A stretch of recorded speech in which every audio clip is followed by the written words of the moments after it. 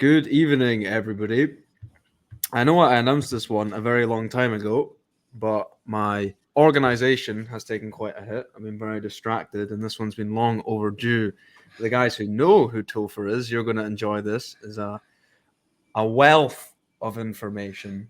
I remember I came across Topher through Owen, and when I was younger, I couldn't understand anything you were talking about because I just hadn't sort of, I don't want to sound new agey, but elevated to that level of understanding. And then once Mm. I started to get a better grasp on the world, you're not really going to find much better information out there that's applicable in the modern world outside of Topher. And we've got a very interesting topic to talk about in particular, which is relevant to what's going to be happening over the next couple of weeks, and a couple other stuff that I think everybody will find very interesting. So, would you like to say a little piece of introduction, Christopher? Well, it's so good to see you, Lord Bear. Yeah, I think consciousness is just exposure. So when you're exposed, a lot of your exposure has to do with God's design for you. Certain people are exposed to a lot. Other people have a much more narrow band of exposure. And we're all designed differently. We all have different capacities and we all have different purposes. So for whatever reason, my particular design was to be exposed to like a lot of weird outside the box things. And I'm very grateful for it. It took me to my 30s to actually appreciate it. Before then, I thought I was just like the really weird duck in the room, which I am, but I didn't realize to what extent it was. And yeah, it's just one of those things where if you can take what you're exposed to and convert that information and apply it, then hopefully a little wisdom shows up. The grace of wisdom shows up. So I've just been trying to apply uh, what my exposure has been, the gift of my exposure, what it's given me. It's interesting you say that because I've actually struggled for a while, and you know how like the Zion guys, they have the term for the GOY. I don't want to say the word because I don't want to get kicked off PayPal or banking or anything. Um, but I always struggled for a while, and it's not. And I understand in like what you would call the quote unquote truth community, which I'm seeing. You actually, on a side note, I remember hearing something you said a long time ago, um, which resonated a lot. And it was when something becomes, you find something and it has a lot of charisma. Mm-hmm. And then over time, the eyes get to it, and then it starts to divulge and sort of corrupt and become poor.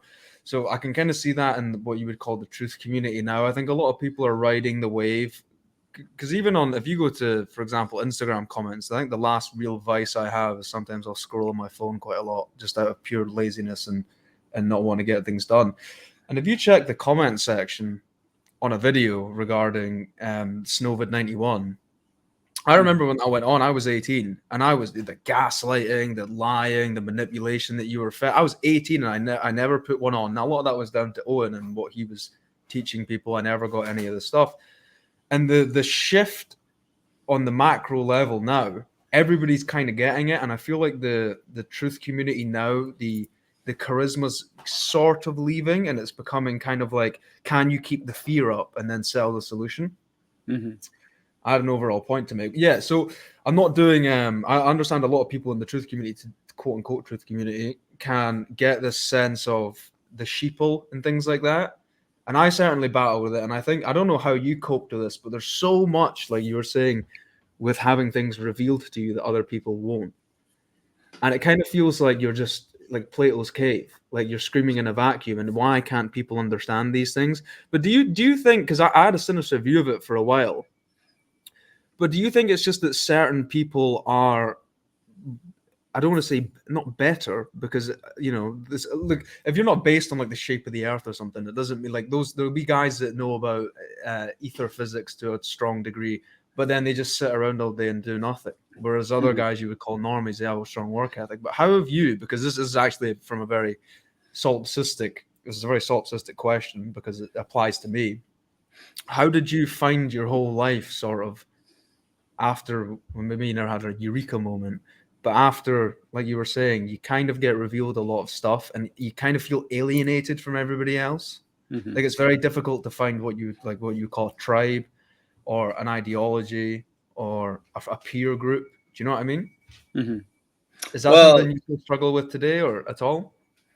no, I mean, I've just on a very like gearing of my life, like a very common sense, practical approach.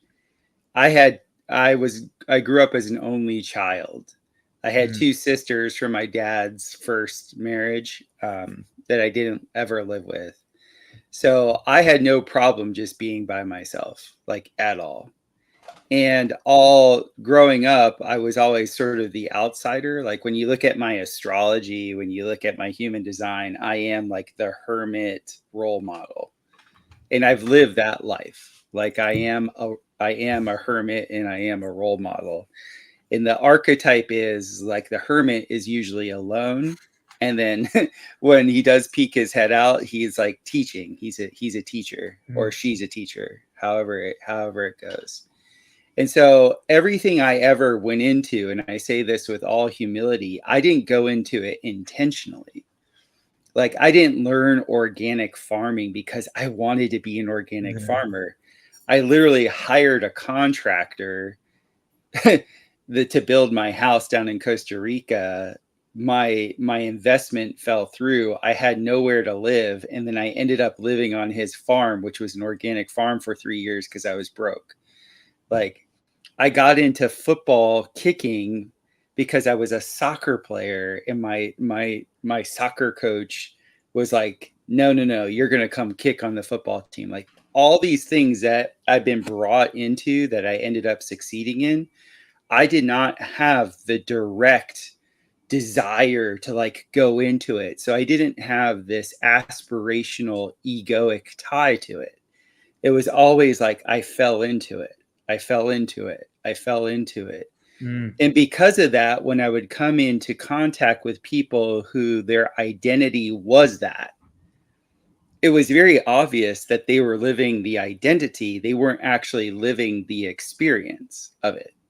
mm, You know what I'm saying? yeah, Like, yeah. and it's a very huge contrast for me because a lot of people they go into something and they totally invest their self-image and their self-worth totally into that thing, and it's them, and so they defend what they think they know to the nth degree. And because I'm sort of this putz, like I'm an even more retarded Forrest Gump, where I just kind of fall into like meeting, Albert Stubblebine or meeting so and so and meeting so and so, and then like them revealing all these like quote unquote secrets. It's just that's what God wanted. So it's just like, okay, this is here now. And I just roll with it, man. I look at things though, whatever I'm exposed to, I look at, I try and be very honest about what I'm actually feeling in my physical body. I don't have this sense of collectivism. I Mm, don't care. Like even when I was a professional athlete, I don't care what fans think. I really don't. In mm, fact, I found in any venue where I'm actually performing and people are taking loosh, where they're getting juice from however I'm presenting something or however I'm performing. From my perspective, I don't owe them anything. mm, I don't have that collectivism thing. And I noticed that when I tried to pretend to be a collectivist, it was so anti me. Like mm, I tried to live in an ashram because I was being told in the super mm, spiritual community that I was in, that that's what you do. Like you become a collectivist, and it didn't fit me. yeah. I, I could I totally resonate with that myself. Yeah, yeah. it's interesting because like, do you think with regards to that, and I don't know why recently because I've known it for a long time, but on my Telegram, everyone's sitting peacefully, and then I'll just start typing paragraphs about the shape of the Earth and the cosmology, and I don't want to go down that rabbit hole too much, but the you know that there's the saying that a well-informed minority will always be an uninformed majority, and I've kind of noticed that every, like you were saying, every collectivized macro group in the world, there's so many. It's difficult because you don't want to be socially ostracized, and I'm kind of going through this now, and I've got debates in my head as to what do I do going forward, etc. Because you don't want to be socially ostracized, and from my own personal anecdotal view, what you were saying, because I used to play football, and I actually had the opposite thing. I don't know, and I don't want to make too many excuses, and I've caught myself in the habit of doing that a lot recently, where you have that, you obfuscate responsibility and you just complain. And I think complaining breeds a mindset of subservience because you're offloading responsibility. And I like when you said, when you read the Bible, and I personally am more inclined to read the Quran, but I think personally my favorite story of all the Abrahamic faiths is Jesus being on the mountain for 40 days, Mhm. being tempted by Satan and rejecting it. And then you read there's a verse in John where Jesus says, "You'll go on to do greater things than me." And I liked how you said once that that's giving you the authority to go do things. Mhm. But from my standpoint, when I played football, and I don't know if it was the way I was raised or sort of that mollycoddling. Like we're going to get into this, how they're. I'm not going to go down the tangent, but 1971 came off the gold standard. The war thing, everyone kind of figured it out, and it was killed by convenience. And I think when I was younger, when I played football, everyone has this, everyone says that, especially when they're at like a nightclub talking to a girl. They're like, yeah, I was an NBA player, but I got injured. And Mhm. so everyone has that story, but that was kind of my experience. And I certainly didn't learn that lesson quick enough, that mollycoddling, where you end up looking for external sources for authority.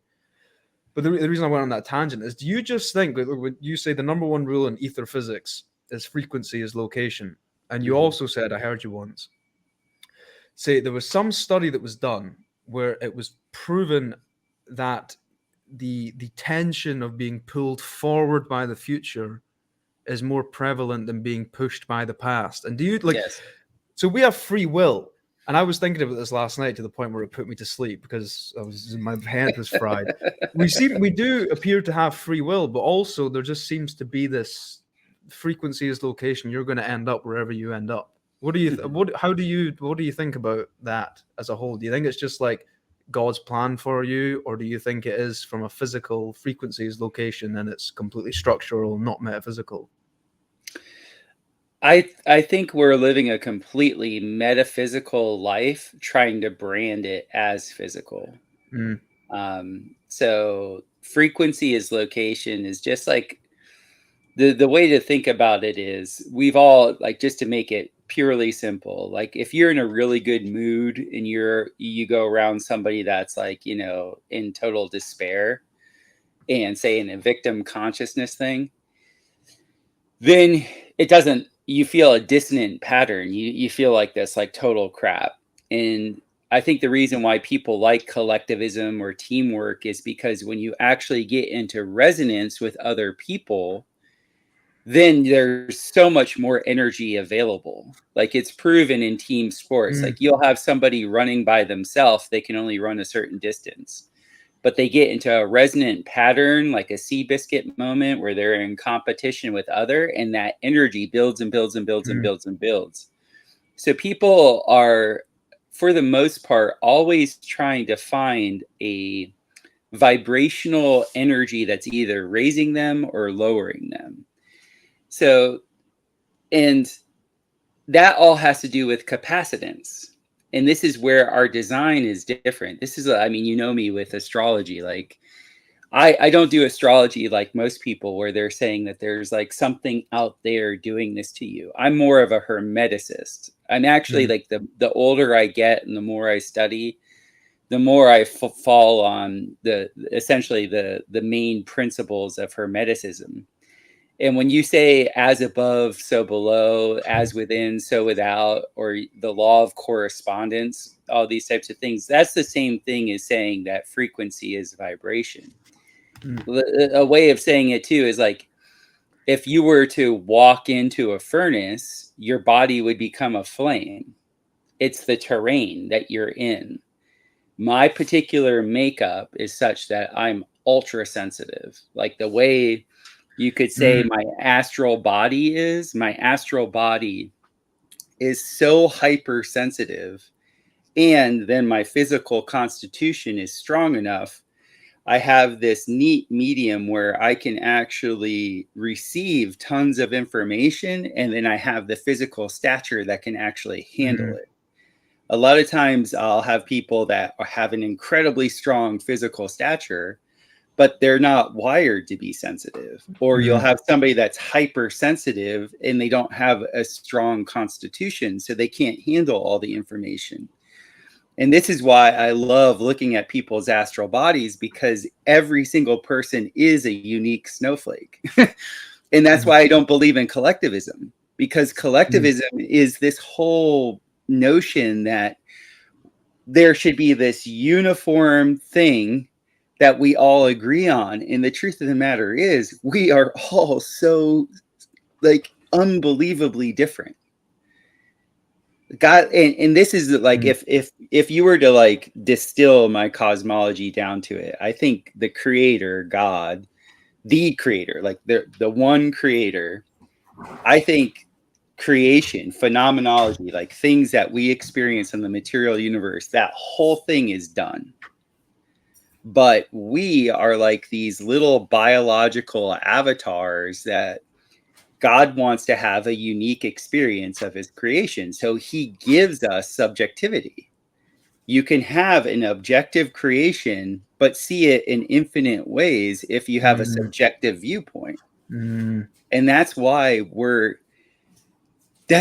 made so different, is because the creator wants to have a unique experience of his creation. It's not saying creation is actually occurring. Creation is done. There is nothing new under the sun. It's finished, kaput. And with that, when you understand that, okay, everything has been done, and in the phenomenal universe, you know, the phenomenal universe appears that time is going in one direction. And most people have that experience. Like most souls have a continuity where it's from past to future. But then there are some people that will have the experience of not so much. Like you can actually change things in the past. And that's because when you take yourself out of the phenomenological, you know, experience, and you're in the continuity of your soul in eternity, there is no time. So I think there's like when certain people have epiphany, and when certain people have these like incredible insights into their timeless nature, I don't think time works the way it does for the people that are in the lower capacitance, the people that can only handle like one foot in front of the other, you know? And because of that, because phenomenologically, this is limited. So therefore it's not real. Like anything that's temporary by definition is not real. And what really floored me was when I was getting back into the Christian faith, or I shouldn't even call it the Christian faith because that's so loaded. When I started rereading the Bible, like from a new perspective, after going all through Eastern thought, I really appreciated the fact that there was a delineation between God and God's creation. Because in Eastern thought, in the monism thought, God is creation. Like this is creation.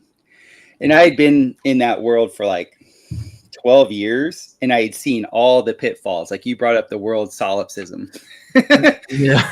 Without fail, you'll have people in that world that are monists that think that they're God. Like they'll fall into the delusion that they're creating it. They created And by the way, it. that's like that can be a convincing delusion.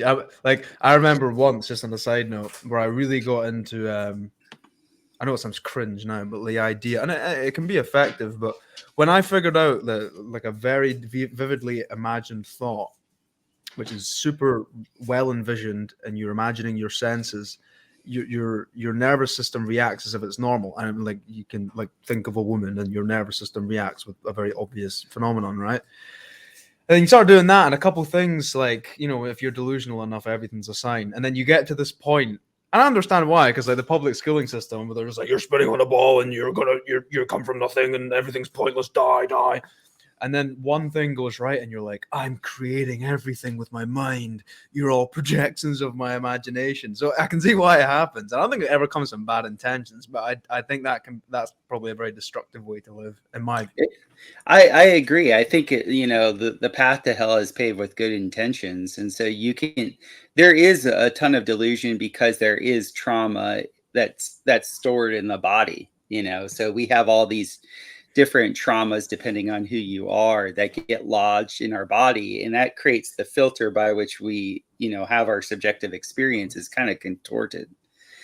And that's why I really rail against any type of collective thing. But like getting back to your specific question about being pulled towards something rather than being pushed in nature, if you just look at nature, I tend to lean on what I can actually see. Nature uses the pulling motion more so than it uses the pushing motion. So like man right now is obsessed with explosion, bombs, engines everything's exploding in the cylinder head. Everything's an explosion, big bang explosion. But that's not actually how nature does it. And the way you can think of it is if you have a straw is just a tube, right? And it has a certain volume. If you were to take that straw and blow through it, what comes out the end when you blow through it is a certain amount of fluid, right? That will be projected out. If you were to take that same volume and suck it, it's 40 times as efficient.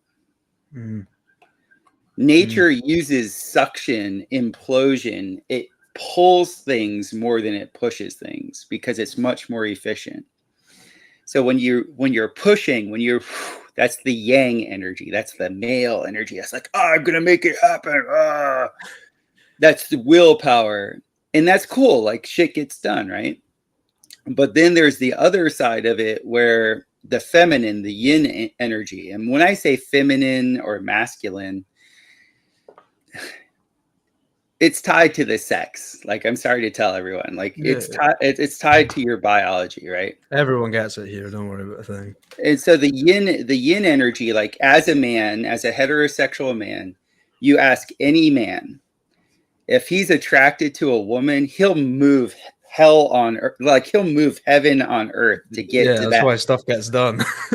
That's why things get done, because it's actually the yin energy that's drawing him in. It appears that it's his yang energy that's like, no, guys. Given the same amount of volume, that yin energy has 40 times the power. And that's what nature is always doing, because in reality, this is temporal. This is physical. It doesn't actually really exist. And so we have to be motivated. And the motivation is the yin energy. It has to keep us in the cut. It has to keep us in the play, in the Leela. And so we have this beautiful way in which nature is always using the yin energy to pull us towards it. And there are certain philosophers that called it the eschaton. And the eschaton is the penultimate moment where all materiality realizes its ultimate purpose, right? That's the eschaton. And we're being pulled towards the eschaton. We're not being pushed from the past. And the truth of the moment is neither the future or the past actually exists. Even trying to find this moment right now, it's impossible. Yeah, you're right. Because if it's in the temporary, if it's in the temporal realm, we can't ever nail down that one moment. Like, it's not like you can pin it because it's already gone. And that's the joke. That's the joke of it. Yeah, that's really, I totally get you. Sorry, go ahead. And so, like, the past aspects of it, there's inertia. We live on the plane of inertia. So you could look at the past as our body. Like, our body is a collection of all past decisions. And then you could see the mind, our larger mind, not the brain, but our mind is The just the non-local mind. right. That one, the Jerry Marzinski one. That's the Yeah, one. while Jerry Marzinski's just he's standing on the shoulders of giants. None of this is new. Like none of Yeah, this. yeah. Like none of it. Like, and that's Who the can I most. quickly put in? Who was the guy? Because I came across him. I credited a lot of what you learned from him. 19th century, he was a rich man. 20th century, sorry, a rich guy. Can't remember his name, but I was looking into him. He wrote a bunch of books about. I'll remember it later on, but anyway, go ahead. I couldn't remember his name, but it was a guy who was the original OG that you looked into that kind of made you go, whoa. Who was it again? Do you remember? There's so many. I mean, like, God, I mean, I look at the turn of the 20th century as like there was a hyper genius moment in Europe, especially Eastern Europe, where you had the minds of like, just go Rudolf down. Steiner, that was it. Steiner was one. Yeah, Tesla was another. Yeah, like God, Steinmetz. Like there was so much like concentration of understanding the temporal realm, the physical realm, relative to understanding the macrocosmic subtleties that actually imbue the temporal realm with substantiality. It was the perfect melding, I think, of alchemy. I think what had occurred was the penultimate of the alchemist line, the Rosicrucian line in Eastern Europe, was fully realized. And then the banking interest of the world is essentially said, "Oh, we can't have this. we Yeah. have to end this now, because if there was a certain amount of the population that was to get all of that knowledge, I just Game think, over for them. yeah, parasites only can live in a compromised situation. So it's like the whole axiom, misery loves company. And so they're coming from such a miserable perspective that they have to create a misery for everyone to allow the field to be low enough for their survival. And that's so a fact as well, because if you want to drive out parasites, one of the methods you use is by using frequencies, and they just so I've heard anyway. Am I correct in saying that? It depends. Like there's different situations. The easiest way to drive out parasites is to feel joy. Really? Even in the physical sense of like an actual like a parasite in you, like physically. If you felt joy on a consistent basis, like if you just chose joy, that energetic field that would change your behaviors, which would change the health of the body, which would end up driving out the parasite. The parasites are only there as a cleanup crew. Like what we call fungus and bacteria and parasites, they're literally, it's like being mad at a janitor. Yeah, it's insane. As Owen had the perfect analogy where it was if you see a fire everywhere and there's a fire truck, that doesn't mean the fire caused the fire truck. And I always found it funny, especially during the thing that didn't exist, like for the last like 3 years, because it just didn't. Like people try and cope with me. They're like, "Oh no, I got sick." I'm like, "Shut up!" Like everyone got sick. Like it didn't exist. It's not real. Even with that, I always found it funny where it was you were using hand sanitizer to kill bacteria to fight up mindness, which just makes no sense in and of itself. But yeah, it's wild. It's wild. Well, it's kind of cool because misery loves company, right? And so it was brilliant for me. You don't really know people until you fight them. And I love that. I love that saying from the movie Fight Club, because it's true. And another way of saying it, like you can rephrase it into, you don't know somebody until there is a like a non-normal experience. And so I was living in a community in Central America that I thought was gravy. Like I thought I was always going to be there. Then the crown hits and everybody lost their shit. And I saw immediately, it's like, oh, this is an unsafe environment for me. If these people could flip this quickly and Mm. all my social equity just goes away because people are believing something on the TV. This isn't the type of community that I want to be in. This means at any moment, the TV trumps whatever I am as a living human being. And I read that as danger. It was the first time Mm. living abroad in 20 years that I was like, oh, this is dangerous for my family. I've clocked onto it here just as a side note. People still wear masks, and I'm like, even though it's a highly concentrated Muslim population, I'm in total agreement. Like, you don't like, okay, I'm 22, I have very limited experience, but I've always found, and it's been a theme throughout my life, that every single, like when you're in high school, you're like best mates, or like when you're in a football team, like your best friends. That like you'll sleep on the floor with them, you'll laugh so hard, you're trying to throw air into your lungs, and you're just with them. Mm. Every single one of them I hated to begin with. Like they were like my nemesis. Like in school, like you want the girl and they want the girl, and he's a dick. And then you just, because you've had that conflict, you now Yes. kind of know you're not full of shit, and you have a Right. backbone. You're not a Mhm. rat. So yeah, I'm in total agreement with you, and I just want to completely diverge really quickly. That's why, and I've tried to explain this, and I've actually just personally experienced this very recently, and I had that sort of eureka moment of, okay, these people are a threat, and I've always had the personality trait which is giving the benefit of the doubt, I would say, to a fault, which has actually been quite damaging because I've not been as ruthless as I should have been with certain things. I think there's a saying, it's like close proximity neutralize quickly. Like just get it done, get it done, get it done, get it Mm. done, go, go, go, go. Your words iron, go. And there'll be a lot of interactions I had with people, and as a fault of mine, where you leave empathy, I think you go into a sort of sympathetic state, and you just start forgiving people in a sense which is putting you to detriment. And I remember that whole ordeal that I had a couple of months ago.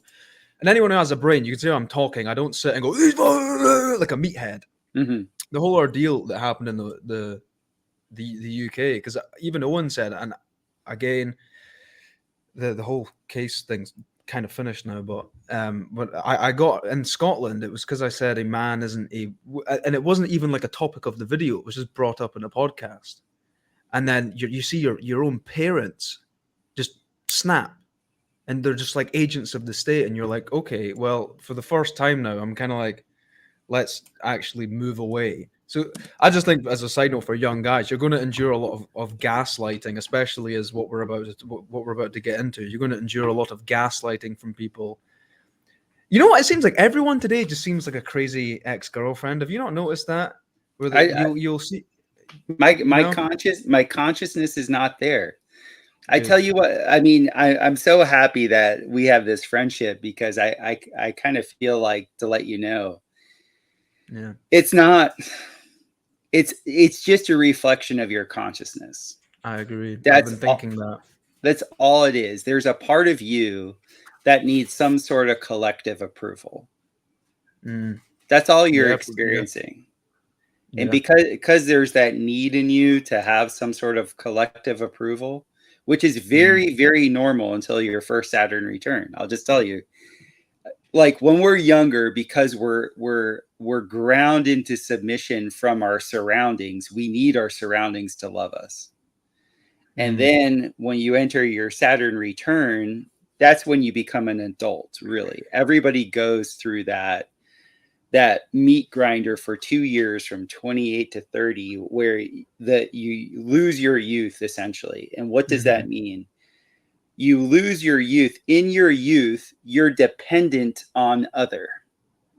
You literally like mom, dad, friends, mm-hmm. whoever, you're dependent on them. It's you grasp and you don't even know it.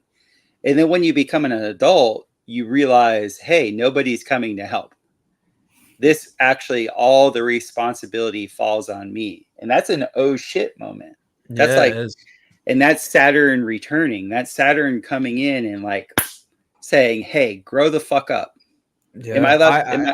I had that on a small scale the other day. I remember, I think it was 2 nights ago. I couldn't sleep, and I was sitting there, and I was just like, if I don't get money, I'm, for lack of a better word, fucked. Like if I don't, because I'm now responsible for absolutely everything. I'm isolated in this different country. 2 years ago, I was some little, or 3 years ago, I was a little 19-year-old kid with the little quiff and the shaved face, and I was doing all the tricks in football, and I played video games at night, and McDonald's for tea, great, I'm still ripped. And now I'm this old guy, not old guy, but I'm this guy that's got like, well, I guess I've got the internet and I can research things up, but that moment where you're like, oh shit, I'm completely responsible for it. It's a spooky, but I had to go for a walk, and I just sat and turned on my camera and recorded myself talking, trying to bring my thoughts and sort of structure them, because I was having this I actually thought I was having a midlife crisis because I never became a football player. I literally think that's what it was. You know, most guys have a midlife crisis around 50 because they've kind of realized they've had that moment in their life's purpose is like not being fulfilled, and they spent it chasing tail or watching movies or drinking alcohol. I was like, am I having a midlife crisis at 22? And it felt like it. So yeah, the Saturn return, because I remember when we did my one, mine's is around 28 as well, and I'll tell you something, it couldn't come quicker.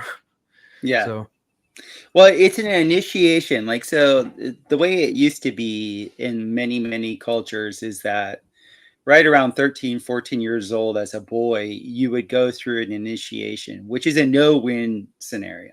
That's what a real initiation is. The reason why I have so many friends that are pro athletes and so many clients that are pro athletes is because we've all been through the meat grinder. You're put in a situation, you don't win 100% of the time. And when you lose, everybody in the world lets you know that you lose. So that's why I like the maturity that footballers have, is because, you know, we've had to face failure. And when you have the gamma male, or you have somebody that hasn't had to face failure in a public setting, they're delusional. Yeah. And the thing about your Saturn return is you lose. Like the symbolism of Saturn is it's the Grim Reaper holding a scythe. He comes in and he's harvesting you. And the way you can look at it is it's like you're being spiritually audited. And the problem, like I said, is it's actually not really a problem when you look at it on a long enough timeline. But what occurs, we come into this world dependent. Because we're dependent, we make false idols. And in the Bible, it says, you shall have no other idols before me. And so we're not in jurisdiction with God, and fucking Saturn comes in and lets you know you're not in jurisdiction with God, because there's this weird thing. If you're born a Christian, you're never a Christian. If you're born into Islam, you're never Islamic. If you're couldn't agree more. If you're born a Jew and you stay a Jew, you've never been a Jew. That's why I love the story of the prodigal son, because the story of the prodigal son is the true essence of what it means to be somebody who's taken their lumps, has gone away from the kingdom and has returned. That's the reason. That's God saying, okay, you've learned for yourself. You actually went out there and you pissed it all away and you messed up, but you still chose to come back. Now you're really in the faith. That's the juice, right? Because I talk to people that are fanatics, and I talk to people a lot that are in the mindset of not just fanaticism. What is it called? Zealots. And a lot of the zealots, I'll just simply ask. I go into creditor mode whenever anybody's being a zealot with me or anything like that. I just start to ask them questions. Because that's what versus debtor. Because it's very obvious that they're in debt. You know, their zealotry, because they're trying to they're trying to impress me with their belief system, because they need to be right. I know that they're in debt. I can actually feel it. And I trust my mechanism of perception. So I just go into creditor mode and I just start asking them questions about their life. And dude, within minutes, they're disarmed. Yep. Big time. I personally noticed that because I kind of got thrown in. I mean, it's remarkably funny because when you take away the extraneous, like zealot religious stuff, the Quran and the Bible, for me, they're the same thing. Like Owen said this, Bowler Bear said it. Like, I've read both. There's the differences come from the Paul guy and the Hadith, which are Mhm. outside. The Bible, they're the same thing. I just personally like the Quran a bit more because I feel like it. But I'm not getting into it. I started to get lumped into this Christian versus Muslim apologetics thing, and I just never bought into it. And I always wondered why, because it's never about what is correct. It's about who is correct, who's right, not what's right. And it always has this tone of I schooled this Christian, or I owned this Muslim with this crazy Bible verse from John, and you can see right through it. It's got nothing. It is like you said. You can see someone's in a form of debt and they're projecting out. And it reminds me as well. It's like scared dogs bite, Mhm. because now it happened very quickly. And that I stopped posting on the internet for a while, and I think it's because I'm before I had the beard and I had the quiff. I looked about 18 years old, and I was going on YouTube, and I was being like Surah Al-Baqarah from the Quran, and everyone just like millions of views. And I kind of pulled back a bit because I was like, "Whoa, what's going on here?" My Instagram following shot through the roof, all this stuff. So I pulled back for a couple of months and didn't and didn't post at all. My memory's going again. I don't know what was I? I was on. I had a very important point to make. We were talking about creditorship and asking questions, and then how people will pull back from their zealotry. I genuinely can't remember now. That's interesting. I genuinely can't remember, but yeah, that sort of dogmatic view of enforcing someone else's worldview on you, and I'm just like, I've never really struggled with that. I can watch videos from Christians, I can watch videos from Muslims or anything, even atheists.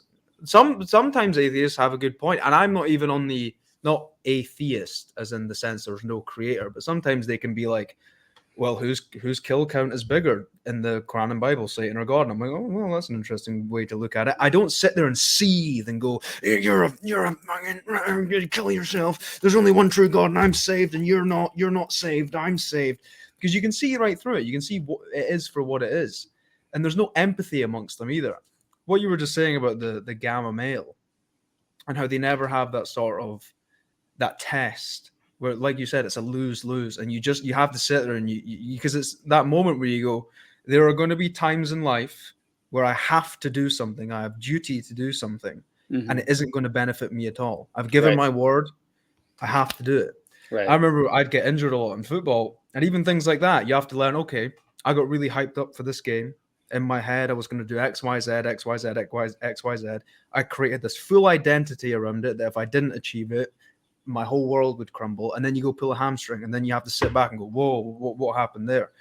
From my personal view, and I know people when they get trolls, and I don't give them, I don't really have much, if any, actually. But when you see them, I understand a lot of people when they talk about their trolls, and I could have some. I don't know. I never type my name into search bars or anything because it's just like, don't want to see it.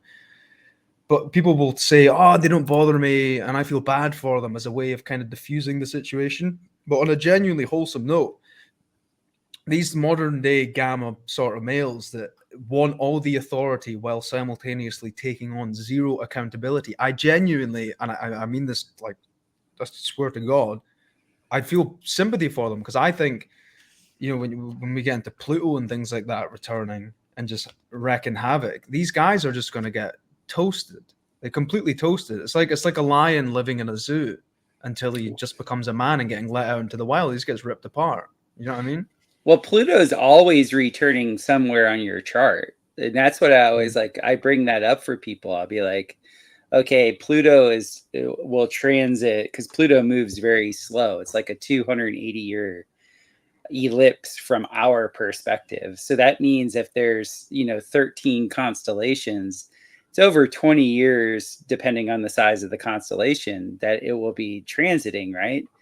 So let's say you have like Pluto in the sixth house, which is like your house of daily routine. For the 20 semi years that Pluto is transiting your house of daily routine, your daily routine cannot be consistent. It's always being pulverized. It's always changing. Your definition of like how you do things and what your health regimen is, and yada yada. It's always going to be different because that's what Pluto does. It redefines whatever it touches. Destruction is just redefinition, because things don't actually get destroyed, they get just transformed. And that's what Pluto is it like when they say it rules death, well, death is just transformation. So Pluto, the way you can liken Pluto is something that we can't see, we can just see the effects from it. Like there is no planet out there called Pluto. It's an energy in our astral body that really mucks up the waters wherever it is. It distorts it. And through the distortion, there's confusion. And through confusion, you can think it's the end. But it's not. Like, chill out. So wherever Pluto is in somebody's chart, they're having a Pluto return in a way. It's just like, because Pluto, like nobody's ever going to have a full Pluto return unless there's some alchemist that's learned how to become immortal. But I don't even think this is the time for any of that. This is like the end of the cycle. Like we have probably about another 200 semi years of this particular cycle. The cycle of the fishes, the cycle of the Pisces, the Pisces. And after that, the cycle reboots itself. Like that's just... Do you reckon it's sort of like a Kali Yuga sort of thing? Because that's what that, from my personal point of view, that's what it's the only thing that makes sense. Like when you look at the structures that used to be built, oh man, and when you look at the level of music, like I'm a contemporary of Victor Schauberger, meaning he had 3 axioms that he talked about, which are Hermetic axioms. And his 3 axioms were: you'll know the consciousness of a civilization by the quality, not quantity, by the quality of its water, its forests, and its music. Cool. And so right now in this world, the forests mostly are all farm wood. They're not natural forests. You look at the quality of the water, it's being tainted left, right, and center. And you look at the music now, you don't really have musicians. You have people that are playing with digital whatever. So I'm not I know plenty of musicians in real life that, play guitars. My wife is a vocalist. She can sing like a lark. But the overall, like when you just look at it, and then it's like, of course we can build these magnificent buildings now, but they won't last. They won't last 1,000 years, like, the cathedrals. They won't last. And the cathode rolls. Right. Cathodes. Yeah, right. You can't bring up Nikola Tesla and then talk about old buildings without me pointing that out. Right. Cool. They were all machines. And so, like, for me, like, in the way I was taught, like I was taught through the Raja Yoga line, and it was very simple. When you're in the Satya Yuga, which is the golden age, everything's huge. Everything's big because the full physical potential is realized. And then as you step down through the Silver Age, the Bronze Age, in the terrarium gets smaller, and everything within the terrarium gets smaller. And it appears to me like when I see these buildings, because I'm a builder now, and if a client asks me to put in an 8-foot door instead of a 6'8" door, that's like, 3 times the price.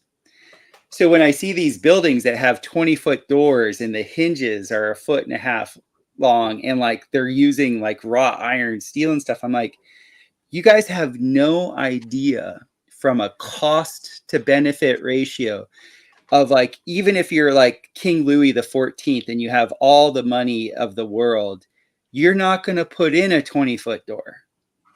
You're not going to make your ceilings 30 feet high if you're trying to heat the building with fire. The whole story that we've been given is utter bullshit. So many of these buildings that are scaled huge, it was scaled huge relative to our size now.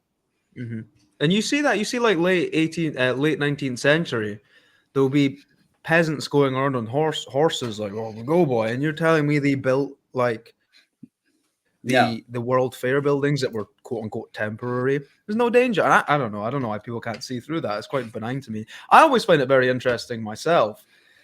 And that's you've actually answered. I never wanted to suggest that, but you've really hit the nail on the head. And it's given me a lot of mental clarity. So I want to thank you for it. And what it is was when you said that if you're born a Christian or a Muslim or you're never actually that. Because I always wondered, I'm like, because when you read the Quran, there's zero debate about the history and about the shape of the earth. Because, and I know people can make an idol out of the whole super spinny globe when you figure out it doesn't exist.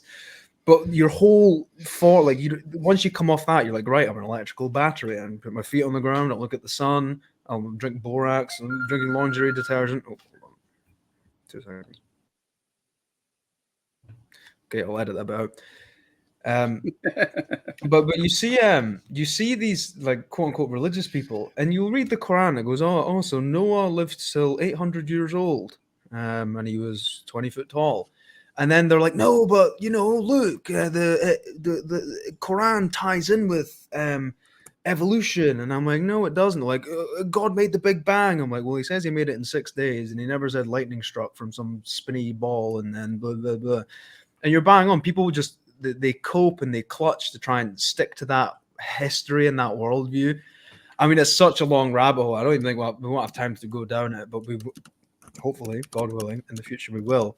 But you look at the Germans in 1930, and I very recently just opened this rabbit hole. You look at the Nazi Bell and what they were doing, and then you look at Werner von Braun, who took over NASA, and on his tombstone it said God made the firmament, so they're just laughing at you. But you look at all that and you go, right, that doesn't make sense. You see a 5'6" man in the late 19th century next to the there's one specific cathedral in Germany. It's not Berlin, it's somewhere else. But you see them next to that and you go, he didn't make that. There is no way with that technology they made that. And then there's another whole rabbit hole I went down where I think, do you remember the guy, you had him on your stream once, and I think he went through old newspaper archives. Yeah. Was finding things regarding giants. And I kind of did the same for a while. And there's this weird thing that I found that when you go back like 10 generations to like the mid to early 19th century, a lot of people don't know. A lot of people were just orphans and didn't know who their parents were. And I've consulted a lot of anecdotes regarding that because like it's interesting. All the people I talk to are like twice my age. I don't want to talk about the footy game at the weekend and drink booze, chase tails. I'm not really into it. So you see that and you're just like, well, where actually am I? What actually happens? What is the cycle? Because everything I've noticed personally is everything. It's not really confusing. It's inverted. Like everything's just an inversion. So you look at the world and you're like, oh, this makes no sense. But if you just invert it, you're like, oh, that's what it is.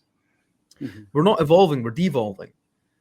And there was, I think it was Jack C. Lowell who wrote a book called Propaganda, the Changing of Men's Attitude or something. He was like a French guy, early 19th century.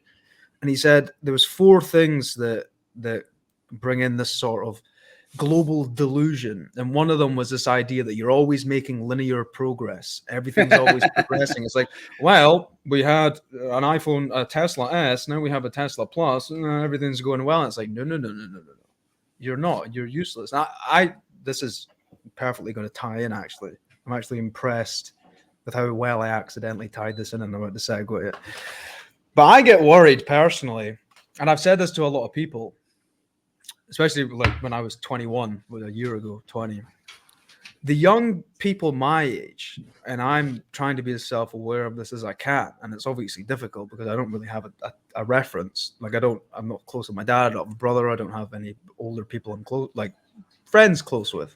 Mm-hmm. The delusion level is absolutely insane. These like young girls, and you actually changed my mind on this when you made the distinction that the male pole is the positive projecting when the female is the negative. And I was like, okay, if I'm projecting out, I'm aiming for the horizon. If I'm then, so like light is dark is the absence of light. If I'm just projecting my gaze at all these women, it's just spilling out of me, and I become less charged, like less voltage. You know what I Right. mean? So stuff like that you take into account. But now you see the level of dependency, and there was that way you measure it with the import export chart. I'll give you a minute to talk about that. But the dependency level, and then the brutal incompetency of people today. And this goes for me as well. I've never put a seed in the ground and grew anything ever. I've just never Mhm. done it. Like, admittedly, it's like I've had a very strange life. As soon as the supply chains break down, or the artificially, you've read the protocols of the learned, and one of the things that they do is it was to stress people off the land with fines, fees, Yeah. taxes, bills. If they just start raising the price of food, and then they cut a certain industry supply chain down, these young people have no idea what they're doing. They're all addicted to pornography, you know what I'm saying? Yeah. Alcohol, half them are on fentanyl. And you sit there and you go, like, I don't know. And then when you brought up the whole April the 8th thing, which I've started to spill into my community with varying responses, like you said, the zealot thing, it's like, you're ascribing powers to God. I'm like, no, it's a clock. I can see tomorrow in 11 hours, it's going to be 10 a.m. That means the sun will come out. I can operate differently. It's just the same on a larger scale, but you get the zealot sort of projecting. I think if you want to take maybe a couple minutes to break down the April the 8th thing, because it's out next week. Yeah. I don't know, like when you see Elon's logo for Twitter and he bought it for 44 billion, which is death's door, and you're just like, all right, here we go. What's going on? Yeah, there's lots of 4s, 2s, and 8s in the date of, April 8th, 2024. It resonates with my harmonics very well because I just turned 48. And so 8 is a generator energy. Whenever I've built octagonal structures, those structures, if there's ever ceremony going on in those structures, it's projected and felt out in the local community. The odd number structure sizes, like if you build a 7-sided structure or a 5 structure, that attracts energy, it pulls it in. And then the 6, 8, 10-sided structures, they project out, but 8 is like a harmonic. It has a very, very strong property, which I can't really go into, like all the into the musical harmonics laws. So the way you can look at the eclipse is all of the eclipse is an occultation of the Son of God.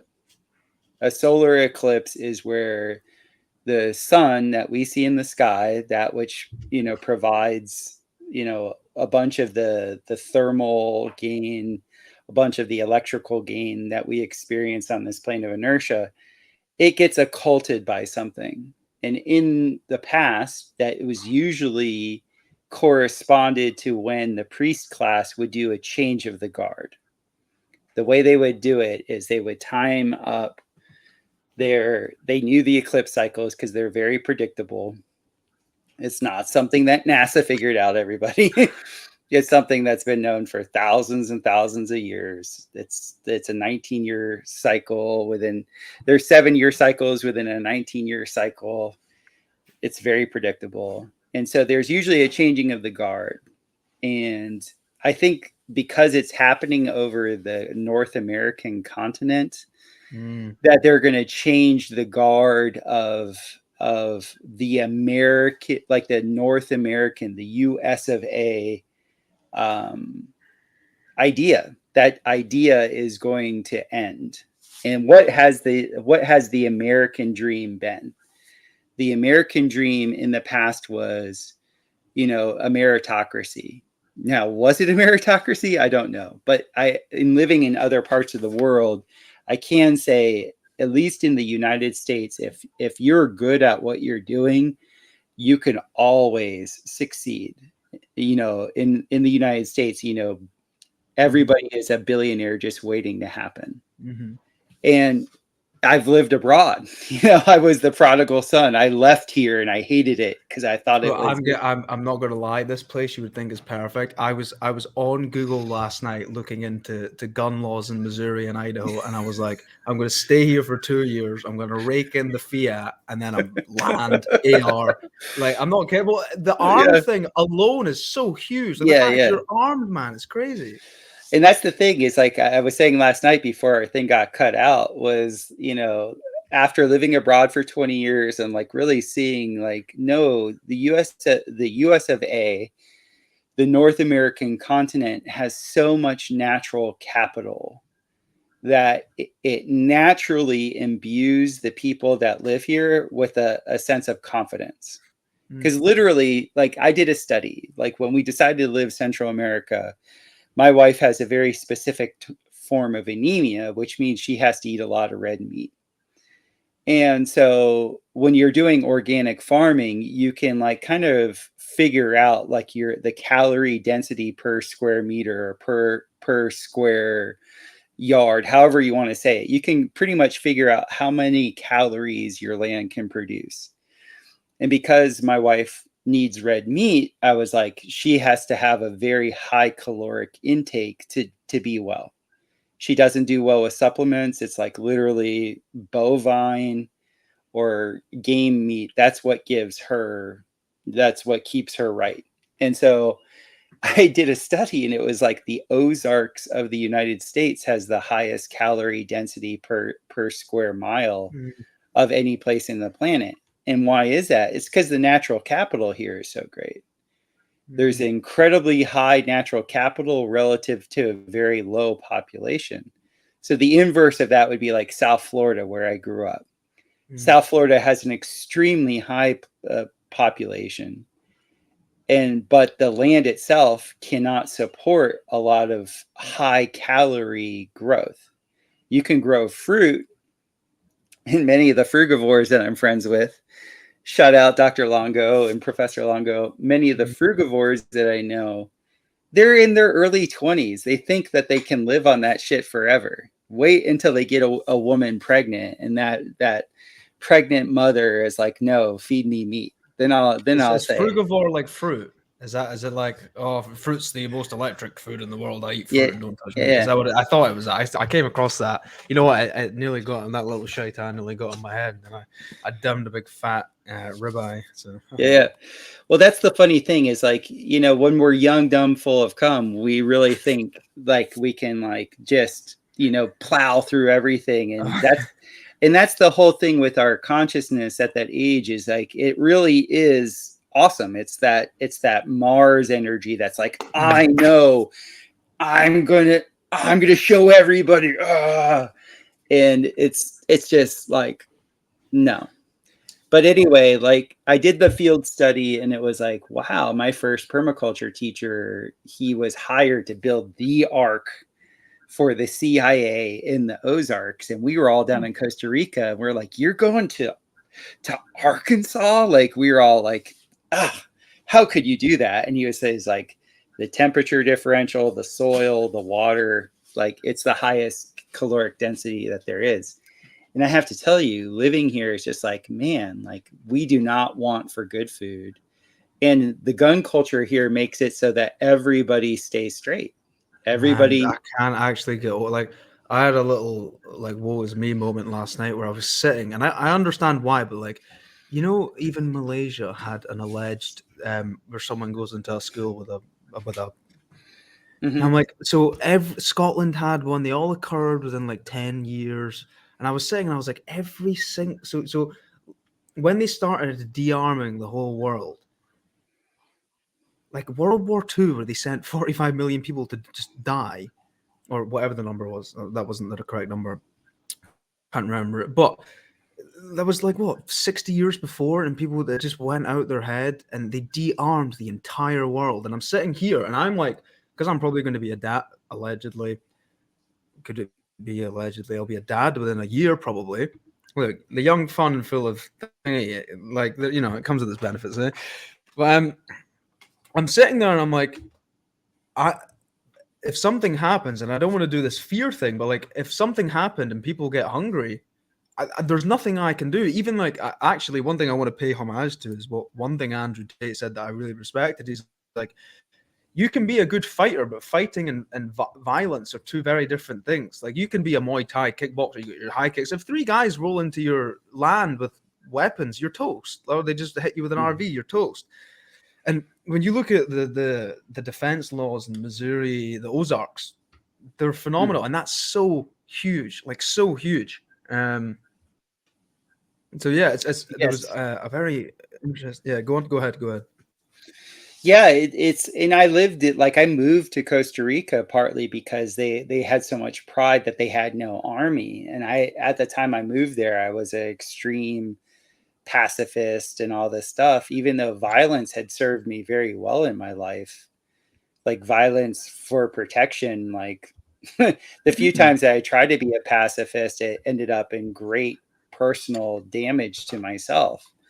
And so as I matured, I just saw like, wow, these people are really, they have no way to enforce themselves against corruption. And my wife and I started taking some law courses and really learning about the notion I've started to of do the property rights. And you come to find in all these socialist countries that there are no property rights.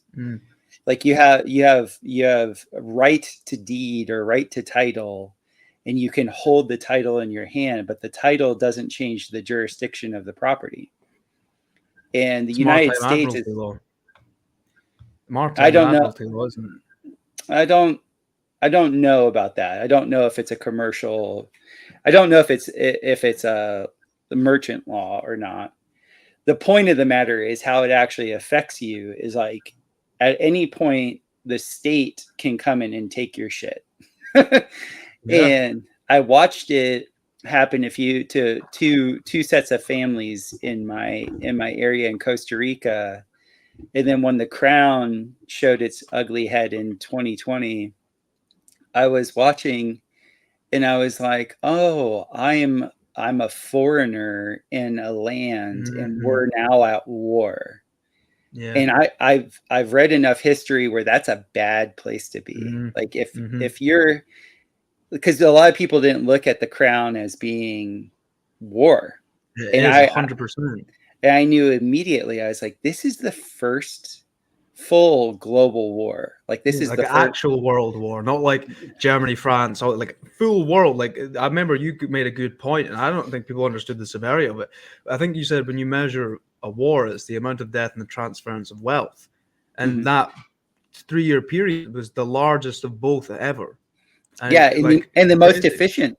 Yeah, man, it was ridiculous. I remember being not like afraid at all, but I remember being 18. And I had this girlfriend at the time, and I was going outside, and you would just to see, like, you know, I don't want to be like all stroppy and sad because it comes with its benefits. Like if you were a guy and you didn't wear a mask allegedly, and you didn't wear one of those thingies during that 4-year period, like girls were like, "Oh wow, he's brave." But I remember being 18, I was just looking around, and I was like, I don't know if it was a sense of abandonment or just not fear, but like that sense that you have no role models and you've just got that like tap on the shoulder, like, all right, someone's got to change you. Yeah. And that's the thing is like we are none of us are an island unto ourselves. So we really have to be alert to whatever environment that we're in. That's our terrain. Do you fit the terrain? Like, just be honest about it. Don't be attached to, I've always lived here, or, you know, I think this is the great place for my money haven or whatever. Like for me, so to give you an example, I have been going against my nature for a long time living in tropical areas. Even though I grew up in a subtropical, neotropical area in Florida, I sweat like you wouldn't believe my entire life. I come from a line of lumberjacks, like the Baumgartners, which means tree gardener in Germany. Like we fucking cut down trees. We like cold environments. I literally light fires for my life. I make biochar. Like I'm always lighting a fire. I miss For it me, already. for me, living in a tropical environment, I was always uncomfortable.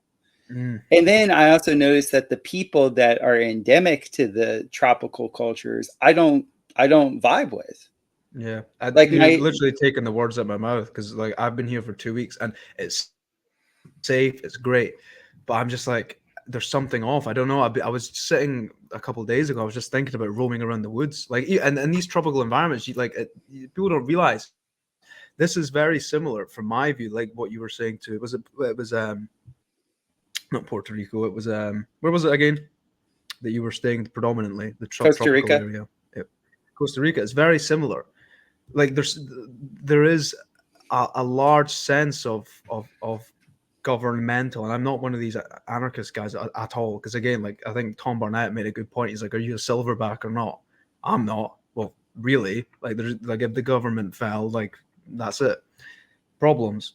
But I can see here everyone walks around in flip-flops, no one's armed, no one seems to really care, and you'll get thrown. We nearly got the police phoned on us a couple of days ago here because we went on a walk through the woods at night, and I was like, "What?" So Hmm. yeah, I totally get what you mean with the. I think it's just a comfort thing, but I totally get what you mean. I'm already just myself. I'm like, I don't know. I mean, it's a nice idea, but practically, you are a foreigner, and people don't realize this as well. People will virtue signal, and they'll say, "Oh, it's a lot of it is like the Western young woman who's fielded a lot of sexual projection, and she'll say, "I'll never leave you. I'll never leave you. I'll never leave you. I'll never leave you," and then you divorce her, and she takes half your stuff, and you're like, "Well, you virtue signaled for a while, but when push comes to shove, you were gone." And even me, I'm walking around and I have the same sort of ideologies as everybody, but you are a foreigner and people treat you different, and you get that sort of side eye where you're like, if shit hit the fan, I don't know, like your virtue signaling dries up pretty quickly. So Yeah, the so just to make it like give a hardcore actual material example, I was fighting my nature where I feel comfortable. And you should listen to your body. My body loves the seasons. My body loves making fires. My body loves going outside and not necessarily being eaten by mosquitoes or eaten by some sort of bitey bug. You horrible. know, like right now, I'm looking out my window and I'm looking at, 8 deers drinking out of my pond. Like to me, that's a more beautiful scene than Mhm, like looking at a canopy rainforest. Like in my mhm, genetics, what is actually good for my being, other than the great effect of always being in a sauna, like when you live in 100% humidity and it's yeah, 95 degrees outside, constantly shedding and sweating. I guess that's man, I think that's good for certain things. But like I don't have wanderlust anymore, partly because I've already traveled the world, but also because I found what actually works for my system. And I'm in a community of people because we have three mirrors in life. We have the mirror of the people around us, we have the mirror of the terrain, and then we have the mirror of the luminaries. And these mirrors are always kind of showing us and indicating to us like, are we making the right choices? Are we actually in alignment with God's plan for us? And for me, I find whenever there's like a distress, like a true distress that's wanting me to have the fight or flight, the flee syndrome, that's letting me know that my environmental frequency, like frequency is location, does not match my internal frequency. And either I have to self regulate and like completely tune my body organism to be able to be comfortable in that and or leave. And what the crown brought was this huge dissonant frequency where it's like, okay, the people that are around me really believe this stuff. They're in entrainment. I'm a foreigner. I actually don't, I'm not comfortable here. instead of like being invested into the story, because I was really invested into the story. It was like quite catchy. Oh, he's a gringo living in Costa Rica for 15 years and has this business. So it's always like I was always like a rock star whenever I'd come back to the United States and talk to my, North American friends. Oh, like you're glamorous because you live abroad. It's utter garbage. Like Yes. I don't need that in my being anymore. I'm not in the cycle right now of needing the approval of those out there. Like, Mm. so you'll find that when you're in an environment that actually matches your core resonant frequency, that you'll find that you'll find that roots will grow easily. It's like putting a tree in good soil or putting a plant in good soil. It's not Mhm. like the roots are like pushing through. It's like the roots just flourish in that good soil. And we're very much like that. If you put us in the right environment, we flourish. That's the easiest way I can say it. Big time. I went on a walk today. I told you this morning, or this morning, Topher's last night. We tried to do this, but long story short, I had technical issues and we had to pause it. But I've on the Brutaria Times app, I've been banging. I've got these new grounded shoes with a copper wire. Look at how cool. I went for a walk out there. Ironically, it was 33 degrees. And I'm walking along, and it's just like, Celsius. yeah, that. And wiping sweat off my forehead. And I sat down for a seat, and I was like, this is nice. Putting my feet on the ground again. I was really worried about bugs and snakes. Like, no, this is quite nice. And then this is bang on my foot. I was like, ah! I took my shoe off, and there's this massive, huge, bigger ant. This massive ant, bigger than I've ever seen. I was like, what the fuck? What is this, bro? So yeah, it's like, of course, I totally resonate with what you're saying, and I think there is a large fear factor regarding the states. But even me personally, I mean, the legal thing is the thing that I'm going to be looking into, and I know you brought up a allodial title earlier, and I very recently came across or figured out the whole birth certificate system, and I was like, oh, that's interesting. Where when you sign a record of live birth, you're legally registered as lost at sea, and then when you sign a birth certificate, you've legally been rescued by the government, and they're held in, for especially in the UK, I know anyway, they're held in the Vatican, the birth certificates, so you're held to maritime admiralty law, which is like, hey, we don't like a video you posted, we're stealing your stuff and throwing you in a cell and all that stuff. And when you see, and this actually ties in great with the whole April 8th thing and the change of the currency, which I'm accounting for. I don't know how it's going to roll out, whether it's going to be like a Great Depression where everybody wakes up and money's went, there's bank accounts have, disappeared, or whether it's going to be a slow process, which I'm more inclined to believe. But when you look at the protocols of the learn, blah, blah, blah, blah, blah, again, with stressing people off the land, when you look at things like property tax, I'm pretty sure, I don't know if you have any other alternatives, but outside of a allodial title, is there any other way to kind of get around those sorts of things? Of course, you can build like a church on your land. I think that might have something to do with it. But how, if so, say for example, again, it's a very selfish question because I'm kind of killing two birds with one stone. It's great for everybody and it's great for me. So, say in 2 years' time, me and my family and my little doggos and my cats and all that, we come over to America. And they just keep raising property taxes or this tax or that tax. I mean, in the UK last year, corporation tax went up from 19% to 24%, and no one bats an eyelid. They're just like, oh, it's fine. And then the next year it'll be 28%. It's just like it's expanding so fast now.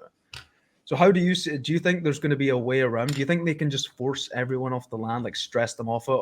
I'd imagine there would be a solution to getting around that. Do Yeah, you there have is. any idea?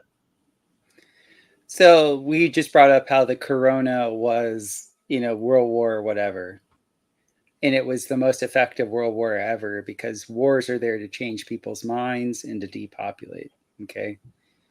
But they had people do it to themselves. Hmm. The social programming out there, and it's in every movie and every show, it's so mundane and lowbrow, is property taxes are going to go up and you're not going to be able to afford your property because the taxes are going to be so high. Oh my God, the taxes, the taxes, the taxes. It's just programming. Don't believe the hype. Mm. Do not believe the hype. When, let's just say, a state agent makes the offer to you, and they're offering you a bill of lading to pay such and such for the property that you have. The nice thing about the United States is you cannot be taxed on a right. Like, it's in our Constitution. So if anybody like tries to tax you for owning property, they're actually breaking constitutional law. And in that, all you have to do really is counterclaim and put your energy into learning the law and put your energy into counterclaiming anyone that who would try to impose their agency over you. The truth of the matter is, and I said this last night in our stream, is allodial title means you have direct jurisdiction with your creator on your land. You are king. It is your kingdom. And it's your kingdom because God gave it to you. It is yours. And in that, if somebody tries to impart their desire for, let's say, commerce with you, that's the most benign way I can put it. It's just an offer. And you act as a man of God. You counteroffer, you stay honorable, and you just counteroffer, and then be the creditor in the situation. The creditor is not the debtor. The debtor is scared. Ooh, the big bad man of authority is going to take. What did God say? You shall have no other idols before me. No other idols. Right. If you're scared of somebody, you've made them a fucking idol. Yep, you're correct. You shall have no It's a tough pill other. to swallow. You shall have no other idols before me. And the thing is yeah, it's a tough pill to swallow. Like. in the whole thing of the Kali Yuga, corruption is like the norm. So you have to kind of gauge your situation. You have to see, okay, do I have the wherewithal? Do I have the capacity to actually see a lawsuit through? Like, you just have to be honest. Like Tom Barnett says this all the time. You have to be honest in assessing your level of dedication to something. There is no quick fix to this, because the people that are corrupted, the people that are in a system, even the people that are entrained, like, we know very good people that believe everything that they see on a screen, but they're good at heart, but they're still they're still entrained. They're still running a program. So when somebody's running a program, you're not actually dealing with them. You're dealing with the program. So you have It's an egregore. Yeah, you have to actually be light on your feet. You have to read each situation in the moment. And what we have found is, and we know plenty of people, and by the way, before I even got into the law, do you think any of my rich clients pay taxes? Probably not. I mean, man, just on a side note, when I was I told you I was in Tate's war room, and to be fair, the caliber of guy in there were like, you'd be sitting on Telegram and you'd have these guys. I remember it's interesting. When I was younger, I would listen to guys like you and Owen and these guys, and then I started interacting with them, and I'd be sitting there, and some guy would say, "Can I get a 50 million USD transfer to Afghani dinar?" And I was like, "What is this?" None of them pay tax. None of them do. So there's always these little loopholes around it, you know. I take it none of yours even properly. I was a little bit older than you. I was in my mid-20s, and I had one of my clients was the heiress to the Barclays, fortune. Bank. She was like, yeah, Palm Beach, huge home, billionaire. And she was in her 80s, late 70s. And I was teaching her yoga and giving her massage and all this stuff. And I watched how paranoid she was, because everybody around her saw her as a mark. And after she tested me, one time. She like tried to use me like a hooker. Like she called me up one night and she was like, I need you to come over and work on me. I have this pain. And I'm like, no, I'm not coming over. And she's like, how much would it cost? And I think at the time I was charging like $100 a massage or something. And she's like, I'll pay you 200. And I'm like, no. And she's like, I'll pay you 300. And she's like, you can't afford not to come over. And I was like, bitch, I was like, I'm not your hooker. Yeah, it's a shit test. I'm like, there's no amount of money you can throw at me right now. I'm at home. You'll be okay. I'll come over in the morning. After that, she like gave me the keys to the kingdom. She like from an energetic perspective, she trusted me because I didn't bite on the dollar, and everybody in her experience just wanted her for her money. And what I was watching with her, she taught me more than I ever taught her. She ate like escargot and caviar and egg roe and like hollandaise sauce and prime rib and steak. Like, I don't think a vegetable ever touched this woman's mouth. She ate high concentrated like animal products. She didn't take any real supplements. She moved her body. She was always out in the sun. This woman was like 80 years old, and she is healthier than most of the people I knew in their 50s. And it wasn't because she came from great genetic stock or anything like that. She was always out in the sun, and she had a high nutrient dense diet.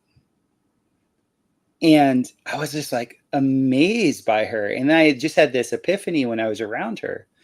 And she would always laugh at hearing people complain about money. And at first, I was like thinking that she was being insensitive. And after, working with her for about a year, it was like, it's not that she's being insensitive. She's actually laughing at the person's incompetence. Yeah, big time. 100%. It's just incompetence. Yeah, 100%. And it's just like, know the game that you're playing in. Just know it and know yourself. Like, really know yourself. Are you willing to learn the law? Are you willing to like actually stand on your own 2 feet and stand up for yourself? Or do you need to give agency to others? Do you need to make an authority out there? Yeah. Because I really think this whole realm is literally to test a soul about whether or not it's going to give its agency away or keep its agency. I've literally, I have, I can be schizophrenic sometimes. Like my notes, because I have no one to talk to, I'll have an idea of typing all day. That's exactly the same conclusion I've come to.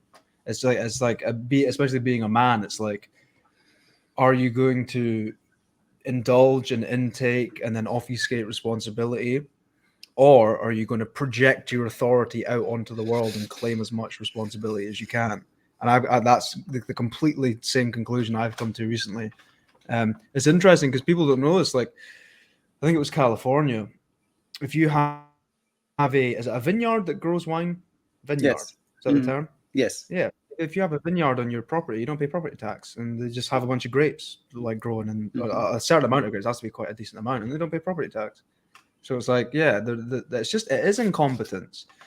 And it's a tough pill to swallow. And again, with the zealot thing, you see that today where people are like, oh, he has assets and money, he's so bad. It's like, well, no, because a hungry man, a starving man will dance for bread, and a woman who can't feed her kids will go down an alleyway with a strange guy and get paid. Like, it's not a bad thing at all. But like you said, it is just incompetency, especially today. Like, there is a lot of young guys my age message like, oh, we're doomed. And I'm like, bro, yes, a house is very expensive. A, just buy land and cut down. And B, when it comes to even making an income today, if you have a business, you have AI tech where you can upload 50 videos an hour of marketing just like that.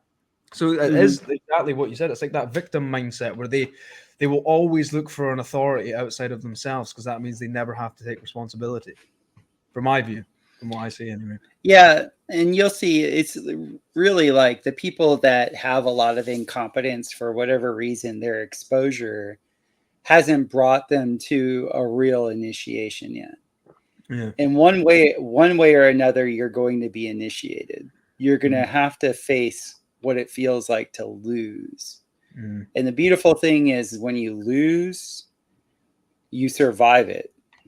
And when you survive and you're on the other side, you're like, it's not that bad. And that's a metaphor for life. Everything that has a beginning has an end. So all of us that are living right now, we're going to be quote unquote dead someday. And that could be considered a loss, the end or whatever. And it's not, because the soul, the essence goes on. And you survive everything, man. You survive everything. And that's the thing, is like I love talking with geriatric people that are, very old. And they're literally like, man, don't sweat it. Yeah.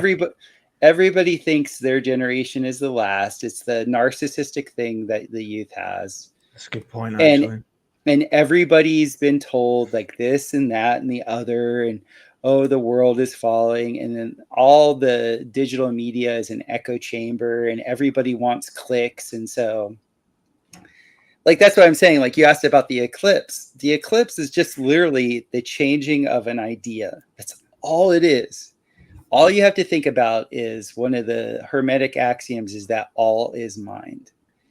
So when you when you have an idea about, say, a woman you like, and your idea of her, she's great and she's all this, and then life experience shows you that she's not so great, and your idea changes. The old idea has been slaughtered, right? The old idea is dead. That's what the changing of the eclipse is. The eclipse is like a changing of the guard. You look at it, and on an astral level, it's like, okay, the biggest light, the biggest producer of electricity is going dark during its high point, during its zenith of the day. Okay, there is a changing of the energetic guard right now. That's all that's occurring. And then if you're wired to be scared, or you're wired to like think X, Y, and Z is going to happen to you, or this is that, you're just chasing adrenaline. You're just chasing the fear that justifies your ego's belief. That's all it is.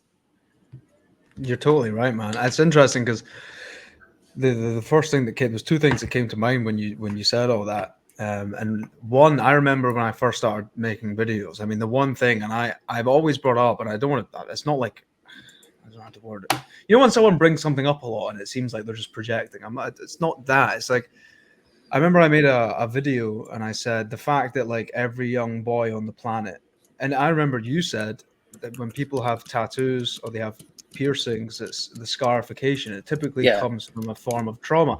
And I'm sitting, I got them all over me, and I thought that's correct. I went, you have that like 6-year-old boys now addicted to online porn. That if you just because you're not in the room doesn't mean you're not in essence kind of being molested to a degree. And I said that, and I got so many DMs from people, and like what you were saying about the idea of like a woman.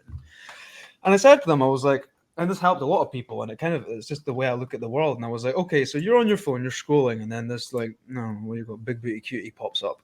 And in your head, you're like, oh, right, that's great. There's attention created, like attention, intention, phonetically is the same. And I was like, if I were to tell you that she's a trans man, you instantly aren't interested anymore. Her physics, she hasn't changed. She doesn't look any different. She's not wearing any different clothes. You didn't know anything about her to begin with. You don't really know anything about her now. But the whole idea is shattered. So were you really actually interested in the woman, or were you interested in the idea, the outcome of getting the woman? You know what I mean? And I remember one thing, and I'm not saying this to blow smoke up your back end, because I know people can do that. I always like to preface stuff just in case. You know, nowadays when you do, there's a guy I really respect who I won't name, because I like, you know, guys like Owen. You mentioned them, YouTube will ban you. I have a lot of respect for him, and I just thought I was going to do something for him. He's a guy that's helped me a lot in terms of like scripture with the Quran specifically. And I made something for him, and you have to kind of preface today. You're like, this isn't a funnel. I'm not giving you free value and trying to escalate you up to then sell you on something. It's like, I'm just being nice. Or I'm just, that's why I preface stuff. So I'm not blowing smoke up your back end. But the one thing, and I think this was probably the biggest and the best lesson I've learned in a long time, was that attention is the number one commodity in all of existence. Yes, it is. Human attention. Human attention, 100%. And I remember what you're saying about the old thing, because my weakness, I identified it, and it's certainly that scatty nature of, I'm doing one thing and then I do this and then I do that and then I'm bored and then I'm scrolling and all that. And I sit in the morning and I'll do like very simplistic meditation for 10 minutes. And it's not out of vanity. It's out of focus your attention on one point. Anything that comes in, get it out. Stay focused on one point. No stimulation, the most boring stuff on the planet. And then I like to try and get my imagination kicking in. And I was visualizing to a degree, very detailed, because I've got to a very detailed level. Just like who I as an individual would be at 80 or 85. And I was imagining, because my whole adolescence, I would just go walking. Like I could go to nightclubs and all the girls and that. I never really enjoyed it. So I would just go walking. I'd put Owen or you or Tom or one of these guys in my ears, and that's all I did from pretty much 17 to 20. And I was thinking as I'm old, I'm like, you look back and all these indulgences you try and take in, because we perceive the world in linear time, you never get to keep it with you. It's all about just that projecting out and claiming authority on things and setting an example for other people. And I use the analogy, it's like, okay, so imagine, because my audience is predominantly Muslim and they're now starting to get hit, like Saudis legalizing alcohol, like they're starting to get the propaganda now. And I was like, say you got 10 supermodels, and I've obviously never done this, but I'm imagining from what I've heard, it's the most like euphoric thing on the planet. You had black tar, heroin, and you were playing video games, eating Doritos all at the same time. After 10 days and you're done, you stub your toe. You don't get to go back in time and pull that feeling to then supplement yourself to make you feel better. Once it's gone, it's gone. And when I kind of realized once I get to that old age, those things you give your attention to, like the fear and the worry and the indulgence and the archetypal word of sin, you never get to keep any of it. Like you never get to keep anything that you've taken in this world, but you also never get to abandon your soul. So which one are you going to invest in, you know? Because I had this analogy as well, and it's very similar. Because you see this today, the normalization, and like you said with the property tax thing, complaining about things is just normalizing it, in my view, because you're just giving it attention, you're feeding the battery. And you see it today, especially in the more Muslim world. People are like, shocking reaction, look at this haram thing happening now. And I'm like, would you go into a gay bar and take a photo of two men sodomizing each other? This is now getting banned on YouTube, but oh well. And then would you screenshot it and then make a thumbnail and go, shocking reaction? No, you wouldn't. You're now the one normalizing it. So, because I always wondered, and you made a very good point, where you said when you're not a dumb GOY, you know the sort of tech that these guys have, the sort of penultimate tyranny that they're trying to enforce. If they wanted to kill you, they probably just could. And despite the fact they own all the supply of fiat money, and they pretty much have you like a cat chasing a laser, they still require marketing. They still require propaganda vectors. They still require getting attention for getting you to do it. And in the Quran and the Bible's the same. It says on the day of judgment, Shaitan will say, all I did was call you and you answered my call. It's never, he doesn't strike you with lightning. He doesn't show up and he's like, hey, I'm going to steal your wife. Like it's always your own consent. I don't know. I know I'm lamenting a bit, but more than a question, it's actually a thank you. Because I remember when I was sleeping in my car 2 months ago, I went on a bender. I was on BitChute, I was on Odyssey, I was typing in Owen Benjamin, Christopher Gardner. I went through all of them, like all the way back to the 2019 ones where you were mentioning how the old Tartarian buildings, they had no toilets in them. And I was like, oh God, here we go, the gravy's ladling. And I remember you said that the number one commodity in all of human existence is attention. And I went, bang, that's it. Get rid of it. You know? Yes. Yeah. Because I'm seeing nowadays, I came across like this Ryan Garcia boxer guy, and he's talking about these, I think it's psyops because it's too mainstream, but these Bohemian Grove things and that Podest guy. And you're like, you're now just feeding it. And my personal view, and I have no substantiation for this, I can't like prove it, but I'm like, if he's calling me, that's the shaitan calling, and if I give that attention, my frequency, again, this is completely pseudoscientific, is going to drop down, and then the flow of thoughts coming into me and the actions coming out are going to be degraded to that level. So yes, that really wasn't a question or to get you to, you can elaborate, but it was more just a thank you. Oh, you're welcome. So yeah, you're welcome. Yeah, it's very interesting. I was exposed to a bunch of different ways of meditation. And one of the, well, I should say the core of it that came out is very interesting. I've been doing these meditations for quite a while. I got to the point where I was just the pure awareness. And I recognized this whole thing that they call the fourth wall in movie making. So like whenever you see something in front of you, there's, if you're in a room, you see 3 walls, but you won't ever see the wall that's behind you. So they call it the fourth wall, because the fourth wall is what's producing the 3 walls that you see. And you get into Western metaphysics, you get into Eastern metaphysics, and it's always this fourth wall problem. And so my whole thing was to dive in to find the fourth wall, to find the awareness, to like, who am I? Who is it that's asking this question? Where is this source, quote unquote, consciousness coming from? And I'd explored that, and I had some bad experiences with ashrams and yada, yada, yada.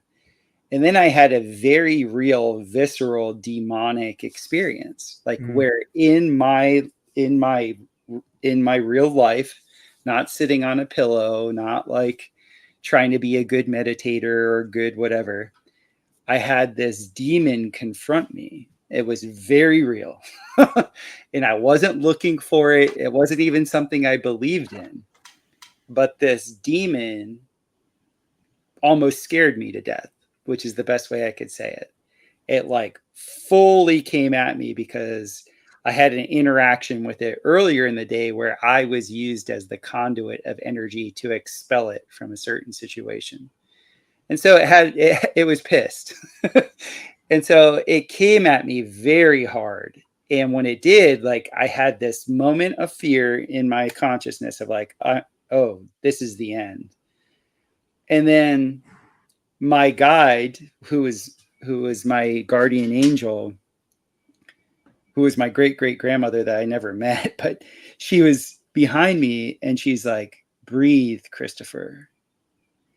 Because I noticed I wasn't breathing. And then this thing was like scaring me to death. And she's like, demons don't have any power. They only have influence. And then as soon as I heard that, like everything in me relaxed. And then I noticed that all this demonic entity wanted was my awareness of it. That's all it wanted. It just wanted my attention. And it wanted my attention to the point where I would give it all of my source energy and perish. That's crazy. And I broke it. I broke the chain then and there. And I can't take credit for it. It wasn't a willpower thing. It was literally, for whatever reason, God saw fit to have my guide there and like just like let me survive the situation, probably to share it now. And like it just wanted attention. And then in all the body work that I do, and there's an axiom in cranial sacral work, which is part of the body work that I do, where one of my teachers was like, everything in existence just wants to be acknowledged. Everything. And that goes back to this whole thing where our human awareness is by far the most valuable thing in the world, because when we acknowledge something, we literally dissolve it. We release it from we release it from being bound in space and time. Like, because remember, in space and time, this is the illusion. This is the illusion because it's temporal, it's temporary. Mm-hmm. Eternity is reality. Eternity is real because it's permanent. It's not in time. This is the temporal realm. And within the temporal realm, when you're here in the temporal realm, you have lots of things that want to be released from the temporal realm. And that's the thing, is like, if you have a problem, go right at it. If you go right at it, the problem's gone. Yeah. If you avoid it and don't give your attention to it, oh my goodness, it can build this whole story. No, you go right at it. And so the reason why I think human awareness is because we are bearing witness for the Creator, and nothing can stand the light of the awareness, the true light of awareness of the Creator. Everything is pulverized in the temporal by the true light of God, like the true awareness of it, because you have to be humbled to stand in front of your Creator. And that's what that awareness is like, when that awareness can come through and you can bear witness for God, there is not one ailment that I've seen that has not disappeared in a person. Not one. Yeah. Not one. And that's a fact. Like people at home will, like people who aren't maybe as, I don't use esoteric because it's just facts are facts, isn't it? You're not standing on a spinning ball like getting grip, right? But people like you guys all think that like arthritis is like, oh, it's incurable, like schizophrenic. They're not. Like I think you mentioned this before, and I really, bro, when I came across copper and how like people with arthritis, I bought copper rings and stuff, and I checked the Amazon reviews, and people were like, "Well, I've been using this and walking barefoot, and my arthritis has gone after." I was like, "What the fuck?" And then I looked into the whole like cancer and all that stuff, and then you look at like vitamin B17 and how it's kind of like scurvy, everything. Like you're not the illusion that I have noticed, and I am still involved in this personally, where I still can, if I'm not attentive of it, project this out, where it's this idea that there is scarcity, and it's like there's not, there's complete abundance. And again, it's just the same thing. It's the shaitan calling. This realm has infinite abundance unless you choose to follow the shaitan, and unless he goes, "Hey, come off the farm, we've got a girl in a mini skirt and a pint," and then that's when, and then what you do, and I think Topher said this. I'm kind of regurgitating a lot of things Topher said because I've listened to him so much, even just throughout my childhood and stuff. Was the obfuscation of responsibility is probably the worst thing anyone can do, because then you can't change anything. And then what happens is these people start blaming other people, and then I even got to a point where I was blaming God to a degree. I was like, you just threw me in here and you left me with this gay demon, and he's just making me fucking drink. And then nothing happens. You just fall in the pit until you go, right, no, not happening. Go, like, again, they only have influence. So yeah, as mightily interesting. I think the way you worded it, that everything wants to be acknowledged, is perfectly, as it's pretty much bang on the money. And I always said, like, the reason that these sort of the negative entities in the world, they get so triggered is because you can't really hide in the shadows when someone brings light. And I think that's a great way to look at it, is don't let these things, they can only influence you, they can only change your perspective on things, I would guess. So just don't let them, don't give consent. So yeah. And the thing is like, you got to recognize what you control, what you truly control, is your subjective experience. It's your attitude. You knew this as a footballer. Attitude is everything. If you go into a game and you think those guys put on their jocks different than you do because they're Supermen, you're going to get rolled. But if you actually go into the game and you know that you're just as capable, if not more, and you have the complete confidence that your will and your exertion will lead to the outcome that you want, it happens. Bro, I'm going to quickly have to butt in. I haven't played football in 2 years, and I told you about my notes. My notes, they go on for, I'm sitting and I'm like, well, this has popped into my head. Today, I was writing exactly about that. So every day, I don't want people to screenshot this, and I've not read it fully yet. I might have left some details in it, I don't want people to see. But that's exactly what I was talking about. I was talking about how that was exactly it. I remember the football game I played where everyone after it was like, oh, the Chad Lord taking the piss at everybody. He made the game fun. I was like, of course, right? You know, you got flex, right? Mhm. I'm joking. Yeah. And I remember in that game, for the first 15 minutes, you come at it and you pedestalize the opposition. And, Mhm. and what I realized as well, you're never tired when you're winning. You're always tired when you're losing.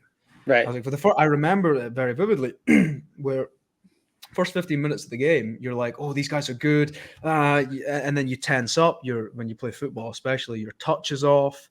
You're not checking your surroundings. You're not just your whole nervous system reacts to that. And then one thing good happens and the whole dynamic shifts and you're just taking the like sorry, bear my language, right? But I was a bit of a baller when I was younger. You're just taking the piss out of people. You're like, Yeah. run this guy, run that guy, I'll shoot from here, I'll do this, and everything starts to float. And it is just all in your head and your perspective. Like it's a Mhm. fact, and the fact you mentioned that is very ironic because that's I just wrote about that today, and I hadn't thought about it in years at all. But it's a fact, and you're never tired when you're losing. It's like It imagine like when you do Muay Thai, which I did. If you were up against like I remember one time specifically, I was up against this guy who's like 6'3", just an absolute unit, but with the same sort of weight, and he hit me with to the jaw, and then he hit me in the liver, and then we were like about a round in, and I was shattered, I was puffing, you feel fatigued, but you'll be 5 rounds in, and you're just battering the living shit out of Mhm. some guy, and you don't feel the fatigue at all, and it's kind of just like it's just in your head, it's your subjective projection on the world. So with that, your subjective, that's what you control. Attitude is everything. Really understand that. Like this is like massive. You have things that God wants you to do whether you want to do them or not. In what God's will wins. God's will always wins. In that, you're going to be subjected to things that you don't want to do and things that you don't like and all of it. Use it as a learning opportunity. Be in a learning mindset. Always be learning. You know, like there's these American movies where they're saying always be earning. That's bullshit. Always be learning. Like even in really tough, terrible situations, you can learn a lot about yourself. You can learn about what the situation is offering. Learn. And then you're bearing witness for your creator. Then you're actually you're fulfilling your function as being one of these biological avatars for the creator. Like that's why we're here. And however the functionality of your body occurs, whatever's happening, that's just going to happen as it is. Just Hmm. be like actually understand the situation as best as you can and really modulate your attitude about it. It's very interesting. There's one thing I've been meaning to ask you about for a long time, right? And I wanted to delve into this is completely different, but how like last year summer so like you remember like when the Fed was made, the Fed Reserve, how like what a couple months before the Titanic sinks, JP Morgan owns it. JP Morgan millionaires don't do astrology, billionaires do. Mhm. Then last year the Titan sunk to the bottom of the currency on Mhm. the summer solstice. The thing I wanted to bring up, I'm going to push back just a bit, and it's one that people will, as soon as they hear it, they'll be like, what the fuck are you talking about? Go take your fentanyl, you'll feel better. But I'll leave that for 10 minutes. How do you think this rollout of the online currency is going to go? Because I don't really see them not getting it from my view. And my worry, because I like Owen does, I own my own social media, and I, quite frankly, just because when so what happened, I got banned on YouTube for saying something very pedantic. It was very tedious. It was something like, oh, it was about usury. So I had to restart again and get on strike and stuff, and I just thought, you know what, fuck you, and I made my own social media like Owen did. Mhm. And it's a Muslim orientated one, but the difficulty with that is you just get gaslit. They're like, oh, you're using it for money, you hate the fact that you're born in Oman and hate your name, Abu, just you just feel all this projection, sort of gaslighting. So I'm going to try and sell the app, and like software as a service online, you get like a 10x multiplier on the annual revenue. Seven on profit, no, something like that. 10 on profit, 7 on annual rev, depending on how you want to do it. And I was sitting there, I was worried. I was like, I could scale it, but is it going to be a, like I think I mentioned earlier, like Great Depression thing where everyone wakes up in the morning and the banks have went solvent? Or do you think it's going to be like a, hey, download Fed token and get less transaction fees, and your mortgage is now invalidated. You're no longer in debt if you download this app. Like, how do you see it rolling out? Do you think it'll be a global thing, or do you think it'll be a drip, like certain 20, 30 countries, like maybe the US is first, and then they drip it into South America or certain regions in Europe? Like, how do you think that's going to work? Well, right now, like I got into cryptocurrencies in 2013. And the only reason why I got into them was because I knew their evil intent. Like Yeah. I had read, the Agenda 21 and Agenda 2030 white papers from the UN in 2009, I think it was when I was exposed to it. And I knew, like, in their plan, they want, this blockchain technology, and they do not want cash. Like the last thing that they want is peer-to-peer cash. That's been like the bankers will openly tell you that that's been their biggest hang up, is people having non-quantifiable transactions. And the thing is let's be real. The majority of transactions are non-quantifiable at the moment. Yeah. So the game that I see that's afoot is they want to change the sign of nature, which is your signature, which is what commoditizes all securities. What they want to do is they want to have you identify with your biology as the sign of nature instead of your will. Because if you think about it, your signature is your will. It's your consent to something. It's saying there's an action of your consciousness that is taking the spirit that animates you, and it's now making it material. They want to get rid of that and make your biology the sign of nature to commoditize all debt. Because if they make your biology the sign of nature, then that means that they can create infinite amount of debt. Like it seems like right now, there's an infinite amount of debt, but the second that they make your biology, like the function, okay, Matthew, his heart rate, averages, this BPM for this month. Let's go ahead and make a security saying that next month his BPM is going to be this high. No, next month we're going to make his BPM is going to be this low. So it's going to be betting. It's all betting. That's what it is right now. And dude, the second I read this, it brought me back all the way back to the Kali Yuga, because what demarcates in the system, in the Vedic system, what makes the Kali Yuga other than just utter corruption? The secondary fact of the Kali Yuga is everything is a gamble. Everything is a bet. Yeah, so, I never thought about that at all. Because, like you said, that'd be unlimited. Like people don't understand. Like when you're born, it's a long thing, but when you're born, your whole projected income for your life's loaned out on the stock market. Like it's just a vehicle for debt. And like you said, they're just betting on endless stuff. And they just make all these securities. And as it is right now, it's still tied to your will. It's still tied to like you making a conscious decision to like, okay, I'm going to sign for this loan. I'm going to sign for this. I'm going to sign into the government system. It's all still, and what they're trying to do is they're trying the mark of the beast. The best way I could liken it is where you're not signing for the debt that's being created off of you. How would they even do that? Because I think they do it already. They do it already with the body thing, like with the thumbprint. They thumbprint your your Face ID on your phones.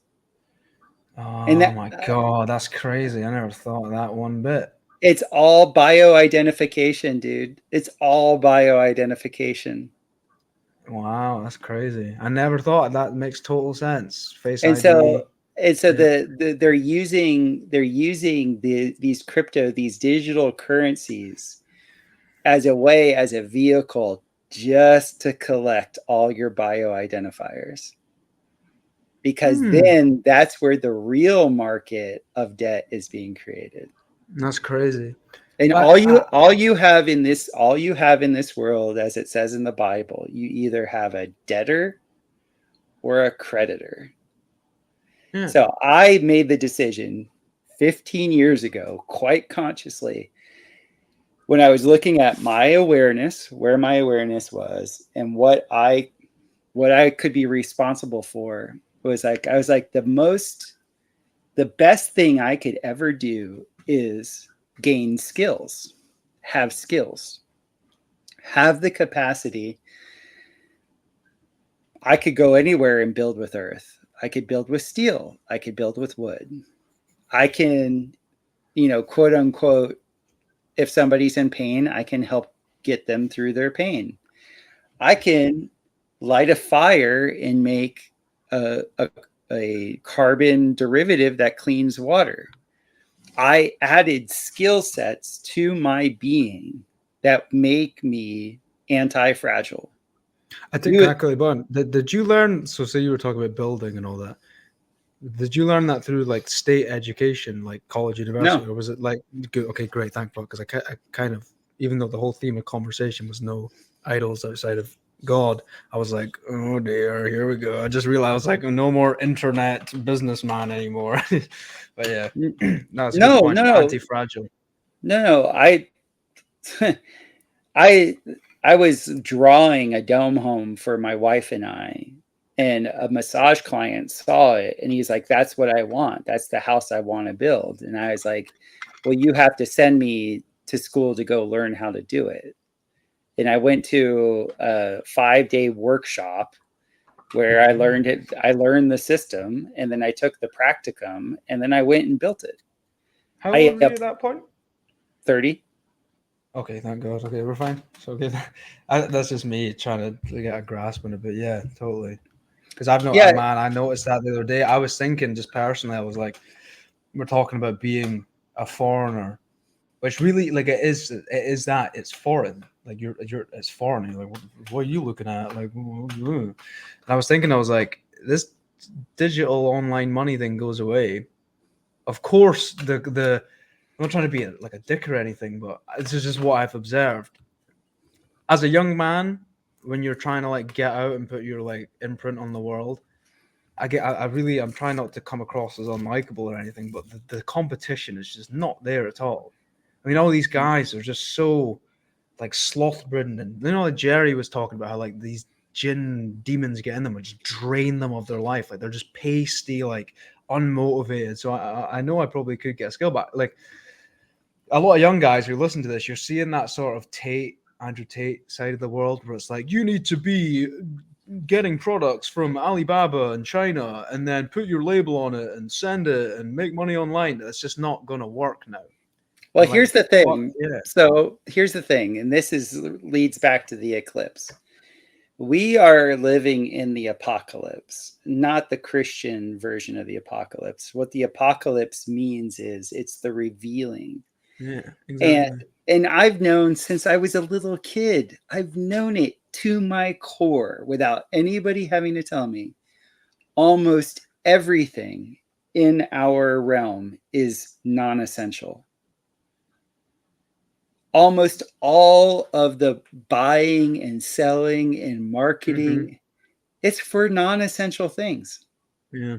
And in the apocalypse, I hate to break everybody's bubble, that all goes away. Yeah. We're going to have a jubilee situation. I don't know how it's going to play out. That jubilee situation, because if you're gonna measure it against history, what occurs in jubilee situations is you have whatever the prevailing currency is goes away and a new currency comes in. And if your value is not in things that are actual. Like if your value is in the currency, you lose it. Yeah, you're right. You're bang Like, on completely. so I know how to ferment things. I know how to grow things, and I know how to build things. I don't Mm, have a lot of currency because there's no real value in it. mm. And I don't give attention to things that don't have value. No, it's a very good way of looking at it. A completely good way of looking at it. And I think as well, the motivations behind these, like you said, the marketing side of things, like everything's just making up for a sin. In my view, I remember allegedly. I'm not even going to say it, right? You know, like allegedly, hypothetically, allegedly, like there's like, mushroom. You can have mushroom, like, maybe eat one, like not a psychedelic one, like. And I just remember when that happened, allegedly, I was like, it's just so tedious. Like me and my friend, when we allegedly just that, we sat and we joked about, we created a business called the Pizza Insurance Agency. And it was what we were going to do. Do you know how people will phone up pizza places and they'll be like joking and they'll be like, hey, can I get 17 pizzas to this stupid address? And then they show up with the pizzas and then they ask for cash, but it's some stranger's house. So we created this idea where it was like, okay, we're going to ring up pizza places and we're going to order 50 pizzas to just strangers' addresses. And the next day, we're going to phone them as the Pizza Insurance Agency and we're going to sell them on £9.11 insurance a month to protect them against fraud callers. And that's all this marketing stuff is. It's just making up for sins and stupid stuff. And I also think like that whole idea of I want a Lamborghini and this and that and this to get a girl, I think that's all going to go away as well. Like this, the superfluous desires behind things. Do you know what I mean? Like I think all Mhm. that's going to go away. So It's all going to go away because it's non-essential. Whenever you have an age change, all the non-essentials go away. where would you say, as a young guy, would be the best way? What would be the best way today? Because obviously, when you look at the university system and the college system, even when it comes to trades, they're so unbelievably slow. You go to like college for a trade, you're in 3 days a week, and then you have a whole summer off, and 4 years. It's just far too slow. And you said you didn't really ever do that. So where would you say, if you know, or just what comes to you, where would you say would be, or what would be the best way for a young guy to start acquiring those skills? Is it just trial and error and feedback loops? And say, for example, with growing a garden, you just put a seed in the ground. If it doesn't work, you figure out why. You recycle. If it doesn't work, you recycle. You recycle. Feedback loop. Just taking action, action, action. Or is it more of like a, you need a mentor and you need this and you need people to show you the road, etc. It's unique to each person. You know me, I profile people, and so depending on a person's proclivities, like I can see in their astral body what their proclivities are, and then it's specific to them in their situation. I don't like to make general statements because in reality, I don't believe in a collective. Mhm. And so like I like to work with people on an individual basis in that way. Like there's certain people like you have a leonine energy. You're supposed to be seen out in front of people. Like Leos are Mhm. expressive. They have this energy that like comes forth and like that there's that's what's supposed to occur, you know? And then like for people, everybody's different. And so for Mhm. young men trying to gain skills, the truth of the matter is that a lot of people are meant to kind of get pulverized by life. Yeah. I don't know how to say it any better. It's not, there isn't a cure all. It's like it's a I kind of um I paint the world with like the permaculture brush of like, zone 0, zone 1, zone 2, zone 3, zone 4. Like you work from inside out, from the closest to the furthest. And so, every self-help guru is going to tell you that do this, do this, do this, do this, do this, do this. And they're coming from outside in. They're like saying, okay, Good point. take on this mindset. And it doesn't have juice, man. It doesn't actually Um, it I doesn't totally ever get what work. you mean. I totally get what you mean because I remember when I was younger, and I've said this story a couple of times, and it's been very weird for me personally because I remember I worked in a potato factory, and you know, like those labor jobs, like factories where it's just full of migrants, and it was one of those ones that was really kind of unregulated in Scotland, and it was so bad that you know, like these migrants will come over and they'll do anything for a coin, like they'll just work 18 hours a day, like first generation. They Right. were like killing themselves. It was that bad. It was so bad. And I remember driving there, and I was listening to these sort of financial gurus and all that. And there's some good little tips and tricks in that. But I noticed no matter how much content I kind of consume, unless it was something like an actionable skill, it never sticks. No matter, because again, like you said, you're coming from the outside and trying to fit it in. It's like trying to fit a round hole into a square peg. It just doesn't work. So like you said, like project, like figuring out yourself and projecting out and taking little snippets on the way. Mm-hmm. Yes. One thing I really wanted to ask you, right? And I, I kind of came to the conclusion that it's going to happen eventually, so there's no point in fighting it, right? Because I know my character. I heard you talk about, and I've heard a couple guys talk about it, and everyone who's talked about it has this glow about them when they do it. I've noticed. And I was actually sitting with my wife and we're watching it, and you brought it up, and I just sat there and I went because I know I'm going to end up doing it, and it was urine therapy Yes. because it doesn't come through your bowels. It's not actually a waste product, and No. every guy I've seen talk about it, who's like 50-year-old guys, when they do it, they have this glow in their face and this like Mm-hmm. this energy about them. Yeah. Do you want to It's elaborate a bit? Because I'm going to end up doing it, but I'm at, you know, when you sort of like mentally masturbate before you take action. yeah. I'm kind of doing that to a degree. I want to get all the little nooks and crannies so I don't end up in a hospital bed and being like, yeah, I'd put some piss in my coffee. So I abuse my body pretty hard with construction materials. I do a lot of masonry work with cement, and anybody who's handled cement will know that your hands get torn up. Anything that's exposed to something that's caustic or that alkaline, it will literally eat a hole through your body. And I'm also a massage therapist, which means my hands have to touch people. And I guess it was probably like 13 or 14 years ago, I was having this real dilemma because I was building, and then at the same time I was massaging, and massaging was like the main way that I earned an income, and I can't touch people with cuts on my hands. And I get exposed to the urine therapy. I had been exposed to urine therapy about 10 years before that from the two healthiest men that I knew, but I thought, oh my God, this is so disgusting. And then I was listening to a podcast where they were talking about urine therapy and skin abrasions. And I was like, I have to try this because I'm losing so much money by not massaging people. Dude, I soaked my hands for like a half an hour in a solution, maybe 1-to-1 of water and urine.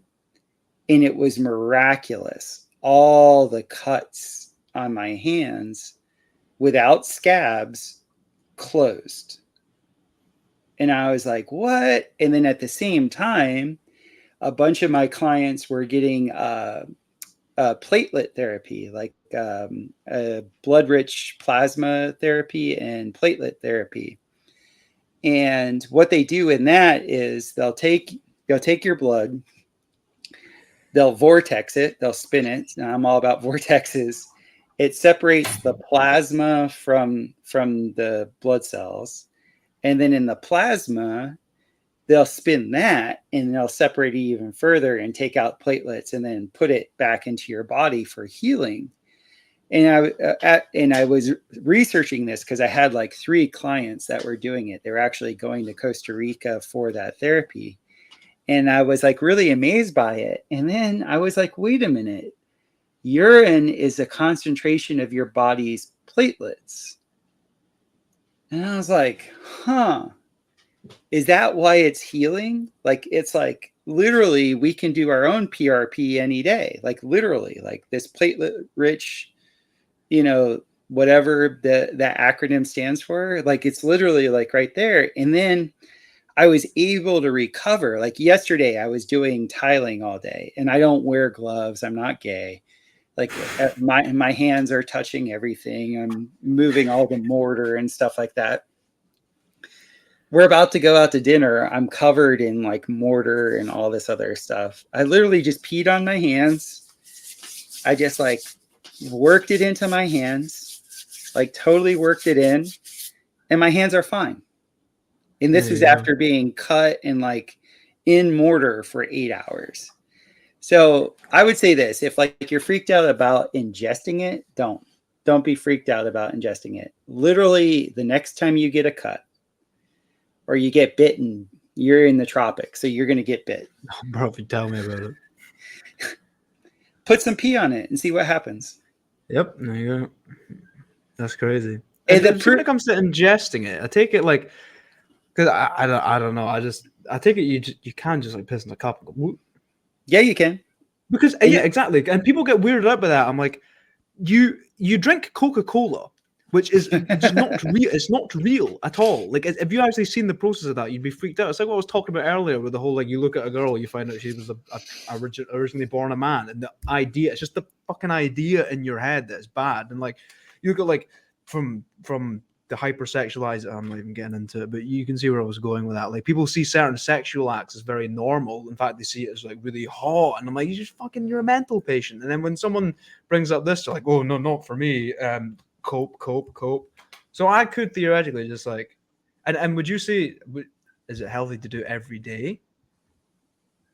Well, at different points, because it will act like a diuretic in your system. So there's certain points, like I'm not like an everyday person for anything. You can cycle on it and cycle off of it. So I find for my body, whenever I'm like starting to get like exhausted, I'll lower my caloric intake and then I will cycle my urine as something that I'll drink, and my body will instantly go into cleanse. So you shouldn't always be cleansing. Sometimes you need the restorative phase, the restorative season in the body, and then other times you need the cleansing season in the body. And whenever I really need to cleanse, the urine is the first thing. And then I find probably the most effective thing for my system, and this is, I'm not giving advice in this, I'm like, this is for me, Christopher Gardner, is if I'm taking something like turpentine, and the turpentine, that solvent, is working through me, it's dislodging a lot of things that get stuck in the fat cells of your body. Your fat carries, the reason why your body gains fat is because it's trying to take over, it's trying to take the toxic load. I thought that. I've always thought that. And so when you put a solvent in your system that's 100% pure gum spirits, that solvent actually is breaking the toxin out of the fat, tissue. When I cycle with that has a different effect in my consciousness. Like, that is more of like taking like a homeopathic dose, because in homeopathy, you're given whatever is ailing you as the remedy. It goes back to the whole thing that we're talking about. Everything in consciousness wants to be acknowledged. So in sort of being aware of what's actually causing you the problem, and like then taking a microdose of it, it solves the poison. Like it completely releases the poison from your consciousness. So yeah, I find that that's a different thing. Like, so if you're on a cleansing protocol already with any type of solvent, you're going to have a different experience with the urine therapy. But just to like do like, just try it on your skin first.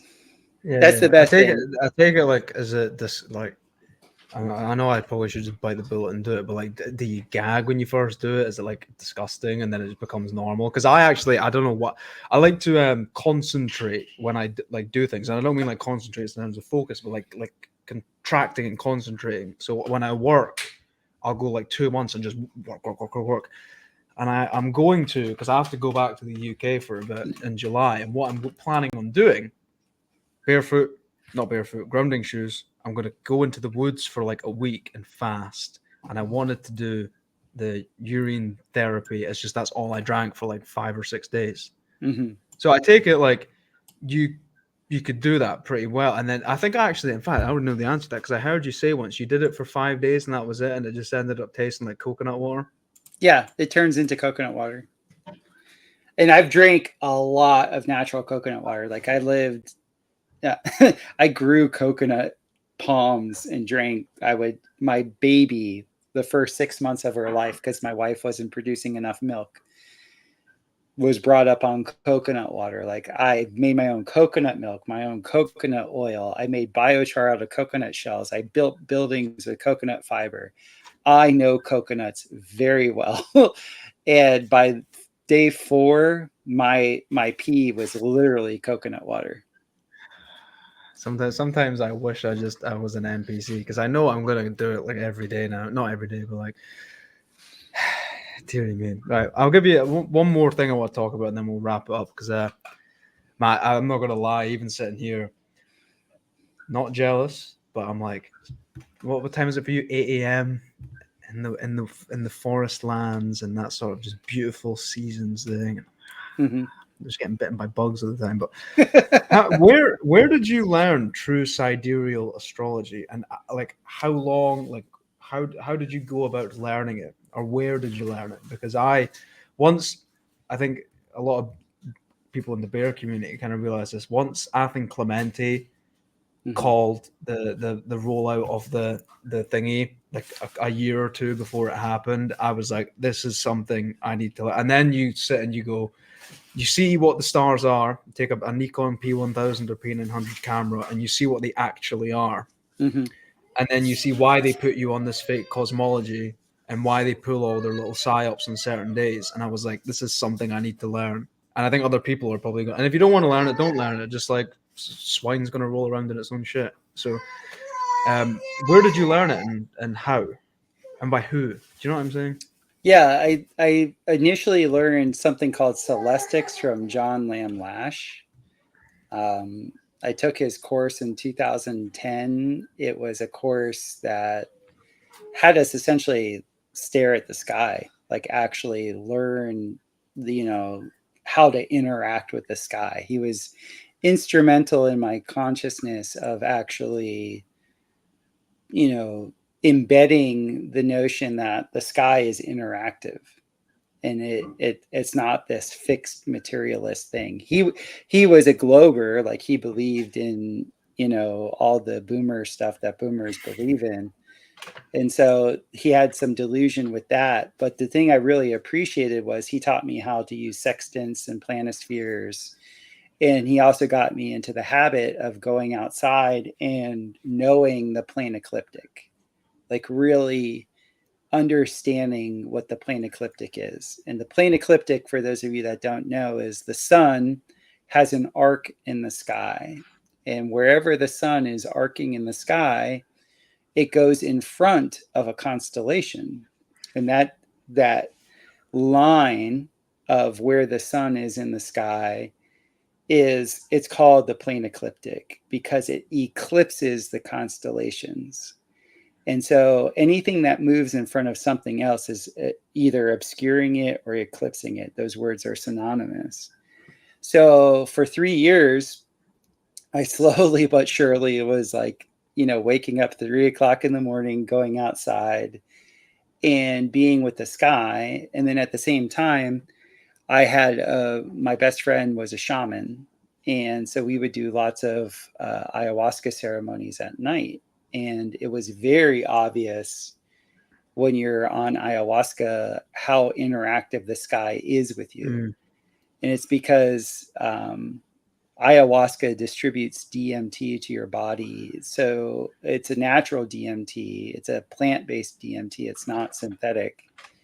And you have 4 times the visual acuity you have 3 times the visual acuity that you normally do, and you have 4 times the auditory acuity.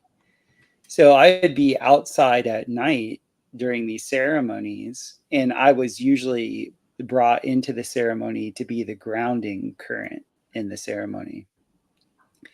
And I would just be observing the sky, and it was just like, these are not billions of miles away. Like, but I was still under the delusion of, my programming. And then in 2016, when the flat earth was like, exposed to me, I just like all the experiences that I've been having from sky watching with John Lamb Lash, and then all the experiences of my ceremonial, you know, uh, very real, visceral experience of the night sky became very like prominent for me. And then I was first trained in Ayurvedic massage. In Ayurvedic massage, we correlate the body to the Mazzaroth. Like the plane ecliptic in the Bible is known as the Mazzaroth. In Ayurvedic medicine, our body is a representation of the plane ecliptic. So for example, like if you're a Pisces, that means at the time of your birth, the sun was in front. The sun was in front of the constellation of Pisces. Well, Pisces represents your feet. So what occurs for most people that have, a Pisces sun is they have some sort of feet problem. And the way you can look at that is like the sun energy is so amplified in that area of the body that it will reveal whatever problem that your soul needs to figure out in that area of the body. And like for you, like you're a Leo sun. Leos have all these issues like with their heart.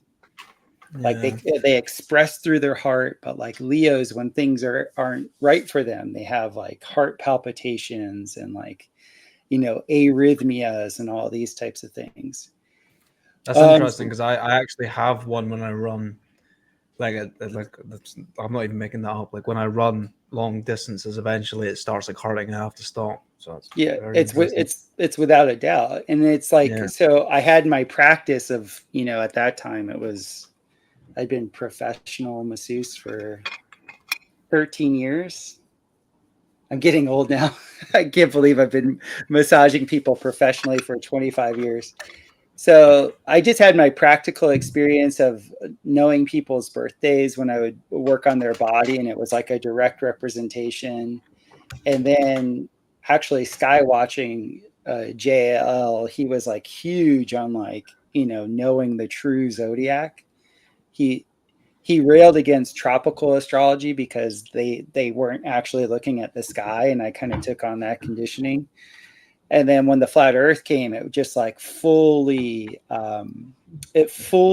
opened me to what I had already been getting on the physical level. Like it was like I am now released from the spell of this space nonsense.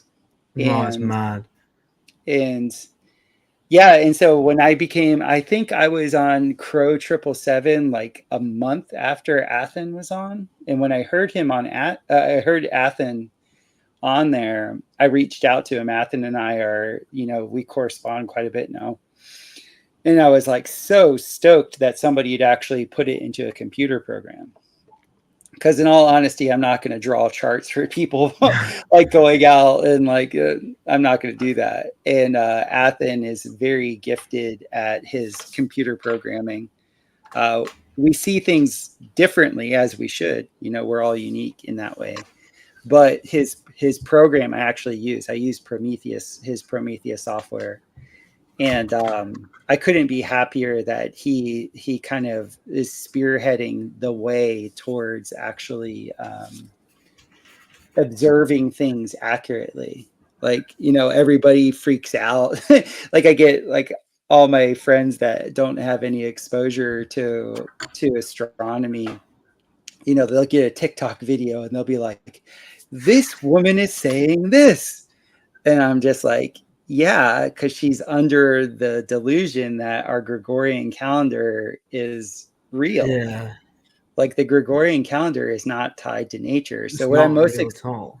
what I'm most excited about is I've started to condition myself to go onto a new calendar.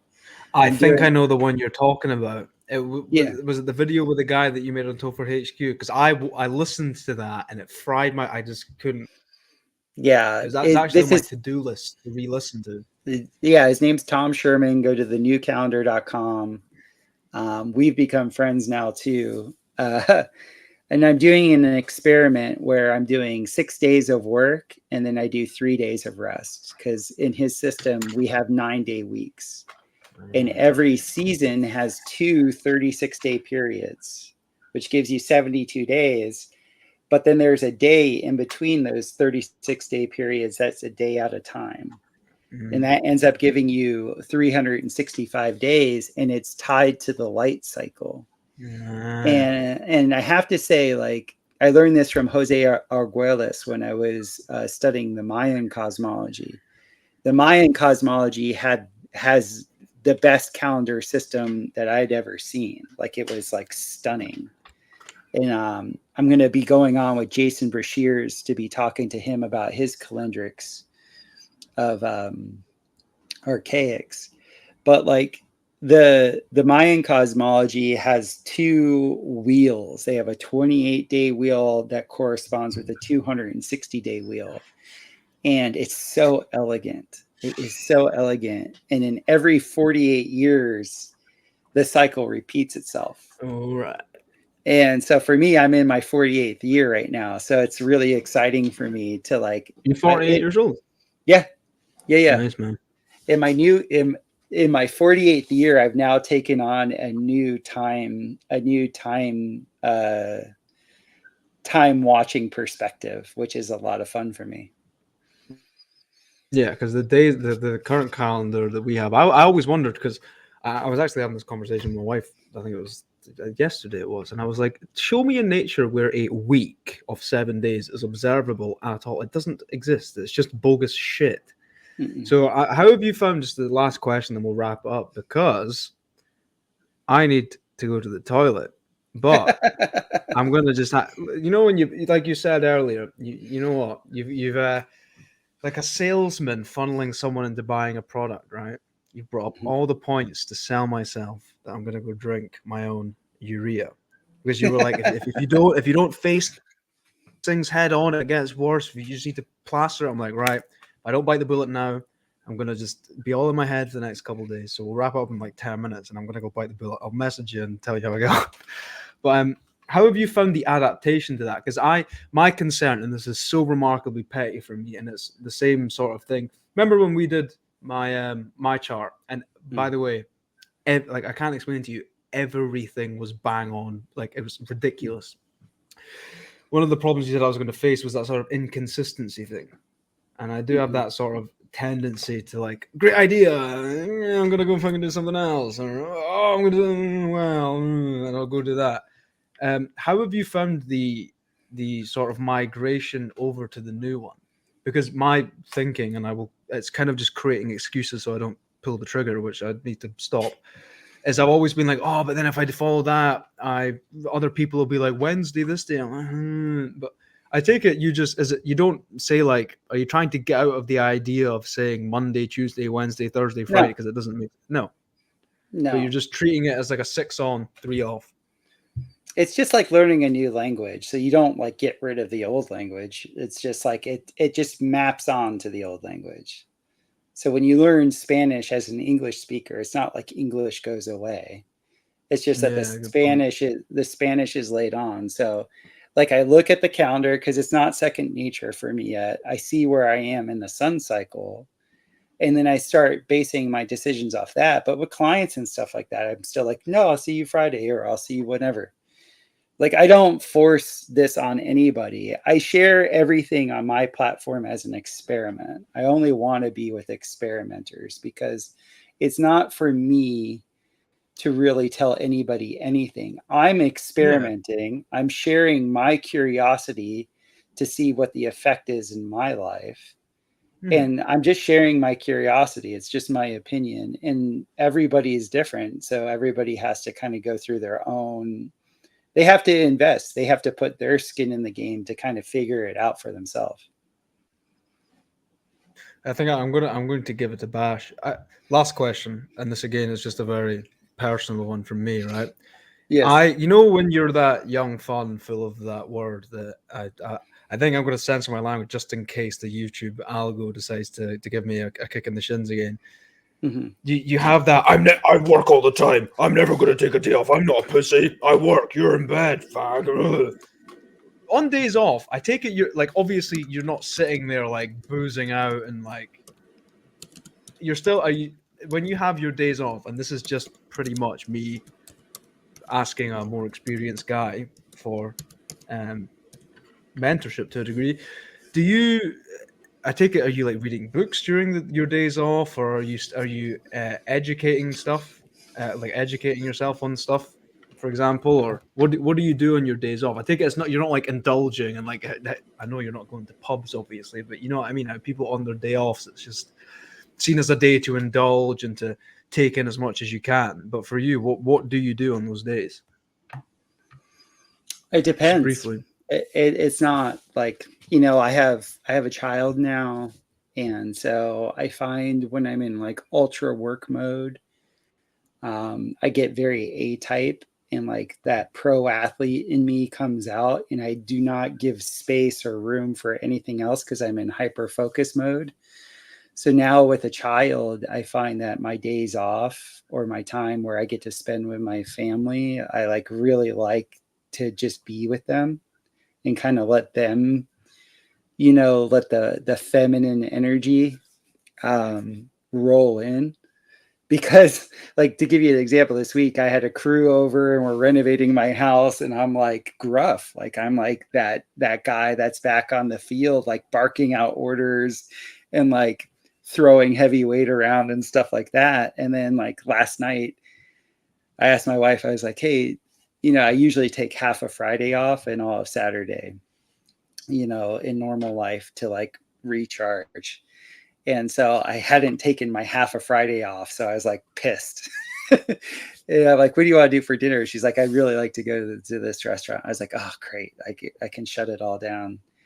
And I was just with them and like watching my daughter do her thing. And like, just, it takes me a while to like, to effectively like turn my A type, get her done thing off to actually be with the people in my life. You know what I'm saying?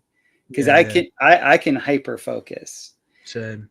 And so I tell everybody the opposite of what the world says in the sense of like, you hear this saying, like people say, if you do what you love, you'll never work another day in your life. It's bogus, bro.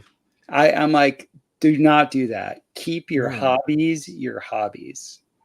Keep those things that you really enjoy just for yourself, private. Hmm.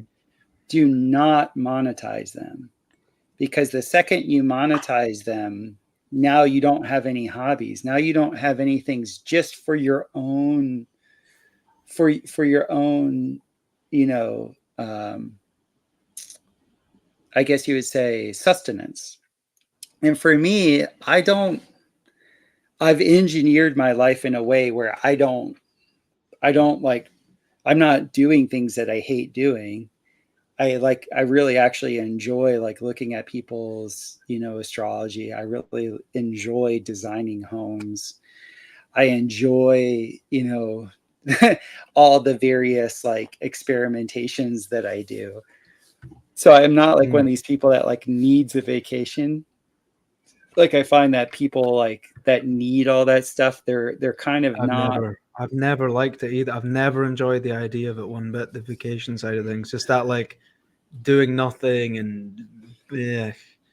Yeah, But it right. that so that like for me, like I guess you would say I love learning. Like Mm. when I get epiphanies listening to people, for me that gives me a lot of sustenance, that gives me a lot of joy. And when I actually apply those things that I'm learning, I feel like, for me, to tell you the truth, like my podcast is like a joy for me, because Bro, I couldn't agree with you anymore. Like, genuinely couldn't agree with I remember just to quickly interject. I'm sorry if I come across as rude. I think you can just from my life, I can fanboy out a bit. Like, I don't think like it's weird for me. It's very trippy because like when I was young, all I would do is listen to you and Owen and these guys, and now I text you all and I'm like, hey, come on the bus. It's like it's weird. It's like awesome. yes. But I'll interject right on the topic of taking a knowledge and applying it to your life, right? I'm gonna sidetrack and give people a preface before I share this secret with you, right? You guys at home, you'll see a tall guy, and you're so unprofessional and unself-aware and sloppy that you'll be like, "Are you in the NBA?" Do you know how many times that guy's heard it? Right. Where he's like, "Yeah, I know, fuck off," right? So before I share this, keep in mind that when I share this and when you do it, if you do it, you're going to be like, Christopher, I can't believe this. You've explained so much. I did it. It's the same thing. It's like when you see I don't know, tall is the only example I can think of. So Topher, Christopher, I will let you share the website, and I've done this, and I have no affiliation. I don't have an affiliate link. Before anyone thinks we're disingenuous, if you've gotten this far and you think we have disingenuous intentions, congratulations and enjoy hell in the next life. I'm joking. All right. So you'll do this and you'll be like, I can't believe you. I can't believe you know this. This is insane. I did it when me and Topher, when he does your chart readings, right? And this isn't so when things are really based, they co-opt it and they lead it astray. So, for example, the anti-Vietnam sort of my language, so I don't get banned. When that arises, they take over and they lead it astray and they make it look completely retarded. So a lot of you guys, when you're spinning on a ball and there's Big Bang, even though God said He made the Earth in 6 days and it's the heavens are raised above, but is it raised above Australia or raised above Alaska? No one really knows. We're all just spinning. We're all retards, right? And then you look into astrology and you're like, all you've heard your whole life is young Western women who get far too much attention be like, well, he's a Virgo and I'm a Capricorn. I guess we should get together. Like they co-opt it and they make it look dumb, so you never look into it, right? Right. What Topher does is actually based on the stars, like under the firmament, right?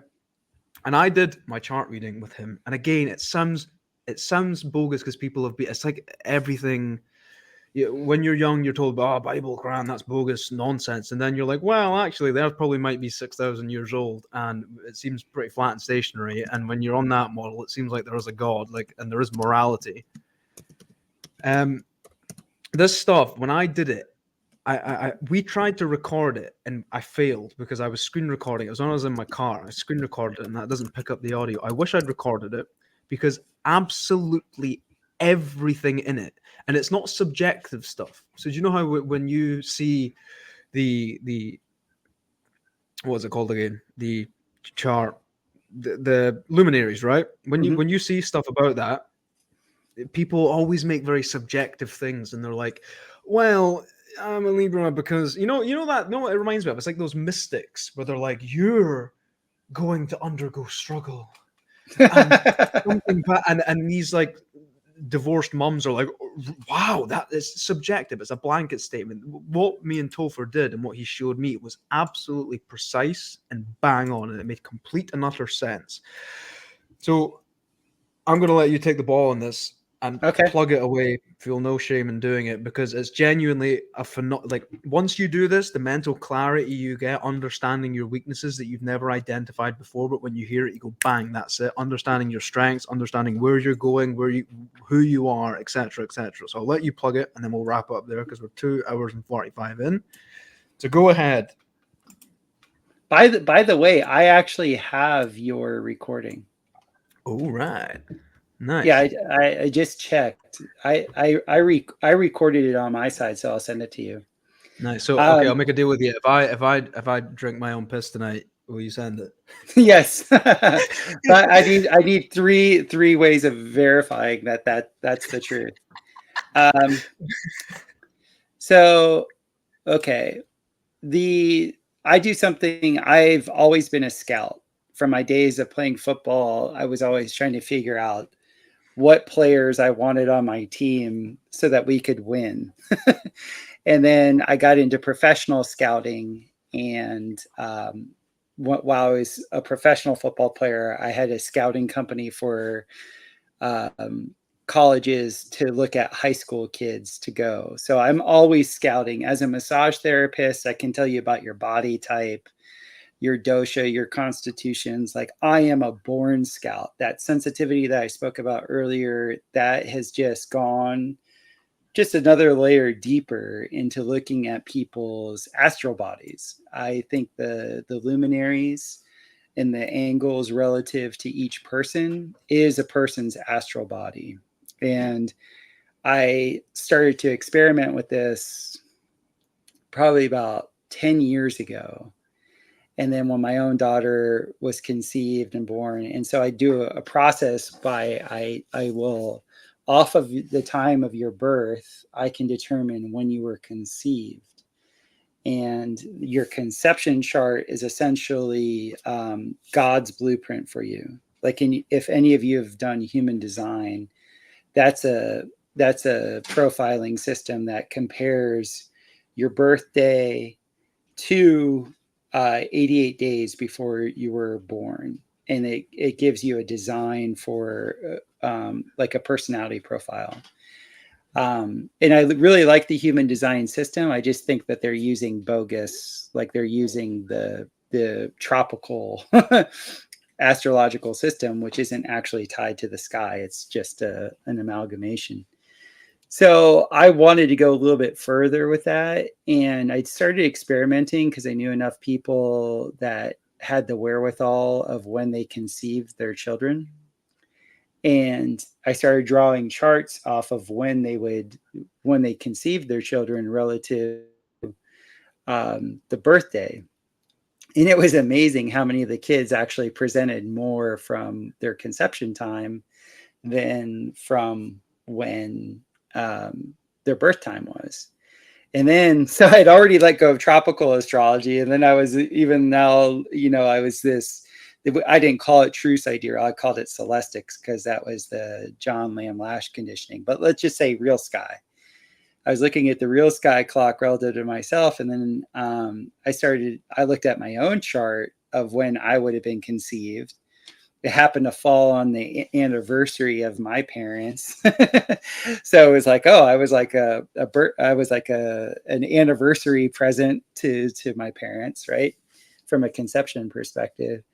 And I looked at my chart and it was exactly who I was. And this paradigm was kind of shocking to me, but not so much because of all of the geriatric people I've massaged in my life. They all end up being like children. They all end up like having an innocence to them that is the same energetic pattern that I saw as like, little kids. And so I just kind of put all of this together and just started casting charts from my friends and family and stuff like that, their conception chart. And it was like the ultimate progressed chart. And by progress means it kind of shows you like what the future, like who you, like after your Saturn return, it shows you like who you are, because who you are as a kid isn't who you are in your mature life. Like you after you go through the initiation of Saturn, you come out the other side different. And the conception charts show you that. And then I was I was talking to a bunch of other astrologers and giving them my ideas, which scared the hell out of them because they're all like very attached to tropical astrology. And they, one of them's like, oh my God, what you're doing is what the Rosicrucians did. And I'm like, what are you talking about? And they sent me this whole opus of that's the way the Rosicrucians would do astrology, was that they would calculate your conception day. And that was your true thing. And I was like, aha, like eureka moment. Because It makes more sense as well, because like the birthing thing's can be subjective as well. No, it really isn't. Ignore me. I'm talking complete shit. I think the birthing thing's for the mother. So in our Yeah. household, on the birthday, we celebrate it for the kid because, you know, kids like to have parties. But I'm celebrating the mama. Like, and whenever Yeah, one of yeah. the mamas that are around me, because I was there when my wife gave birth, and I'm like, my goodness, woman. Like, you talk about miraculous. So, Yeah. no, we're conceived. And it's not to say that our birth date isn't significant, because it is, but that's representative of our ego. That's representative of our conditioning, and then the conception day is representative of who we are as God intended. And so, yeah, I call it a celestic profile. If people want to experience that, they can go to topherhq.com. You can hit contacts there and just contact me, or you can just go to info@topherhq.com. And that's a service that I provide. Awesome. And I would recommend it. I did it, and I was sort of flailing like a little girl. I was like, this makes so much sense. Finally, you've saved me. You've returned. It's great. But yeah, I highly recommend it. And so yeah, me and Topher now have to conclude, and we will conclude with I'm going to go drink my own piss. So Awesome. Woo-hoo! awesome, and I'll let you know how it goes. So that has been a pleasure having you on. Any final words? No, this has been great, man. I love your energy, and keep on keeping on, and don't feel bad that you don't fit the environment that you're in. Yeah, Like, that's fine. It's not a big deal. I mean, the good thing. No, I'm not going to yeah. say. I don't want to be disrespectful. Anyway, but awesome. Right, that's great. So we'll leave you all there. Awesome. Take care, everybody. Have a good day.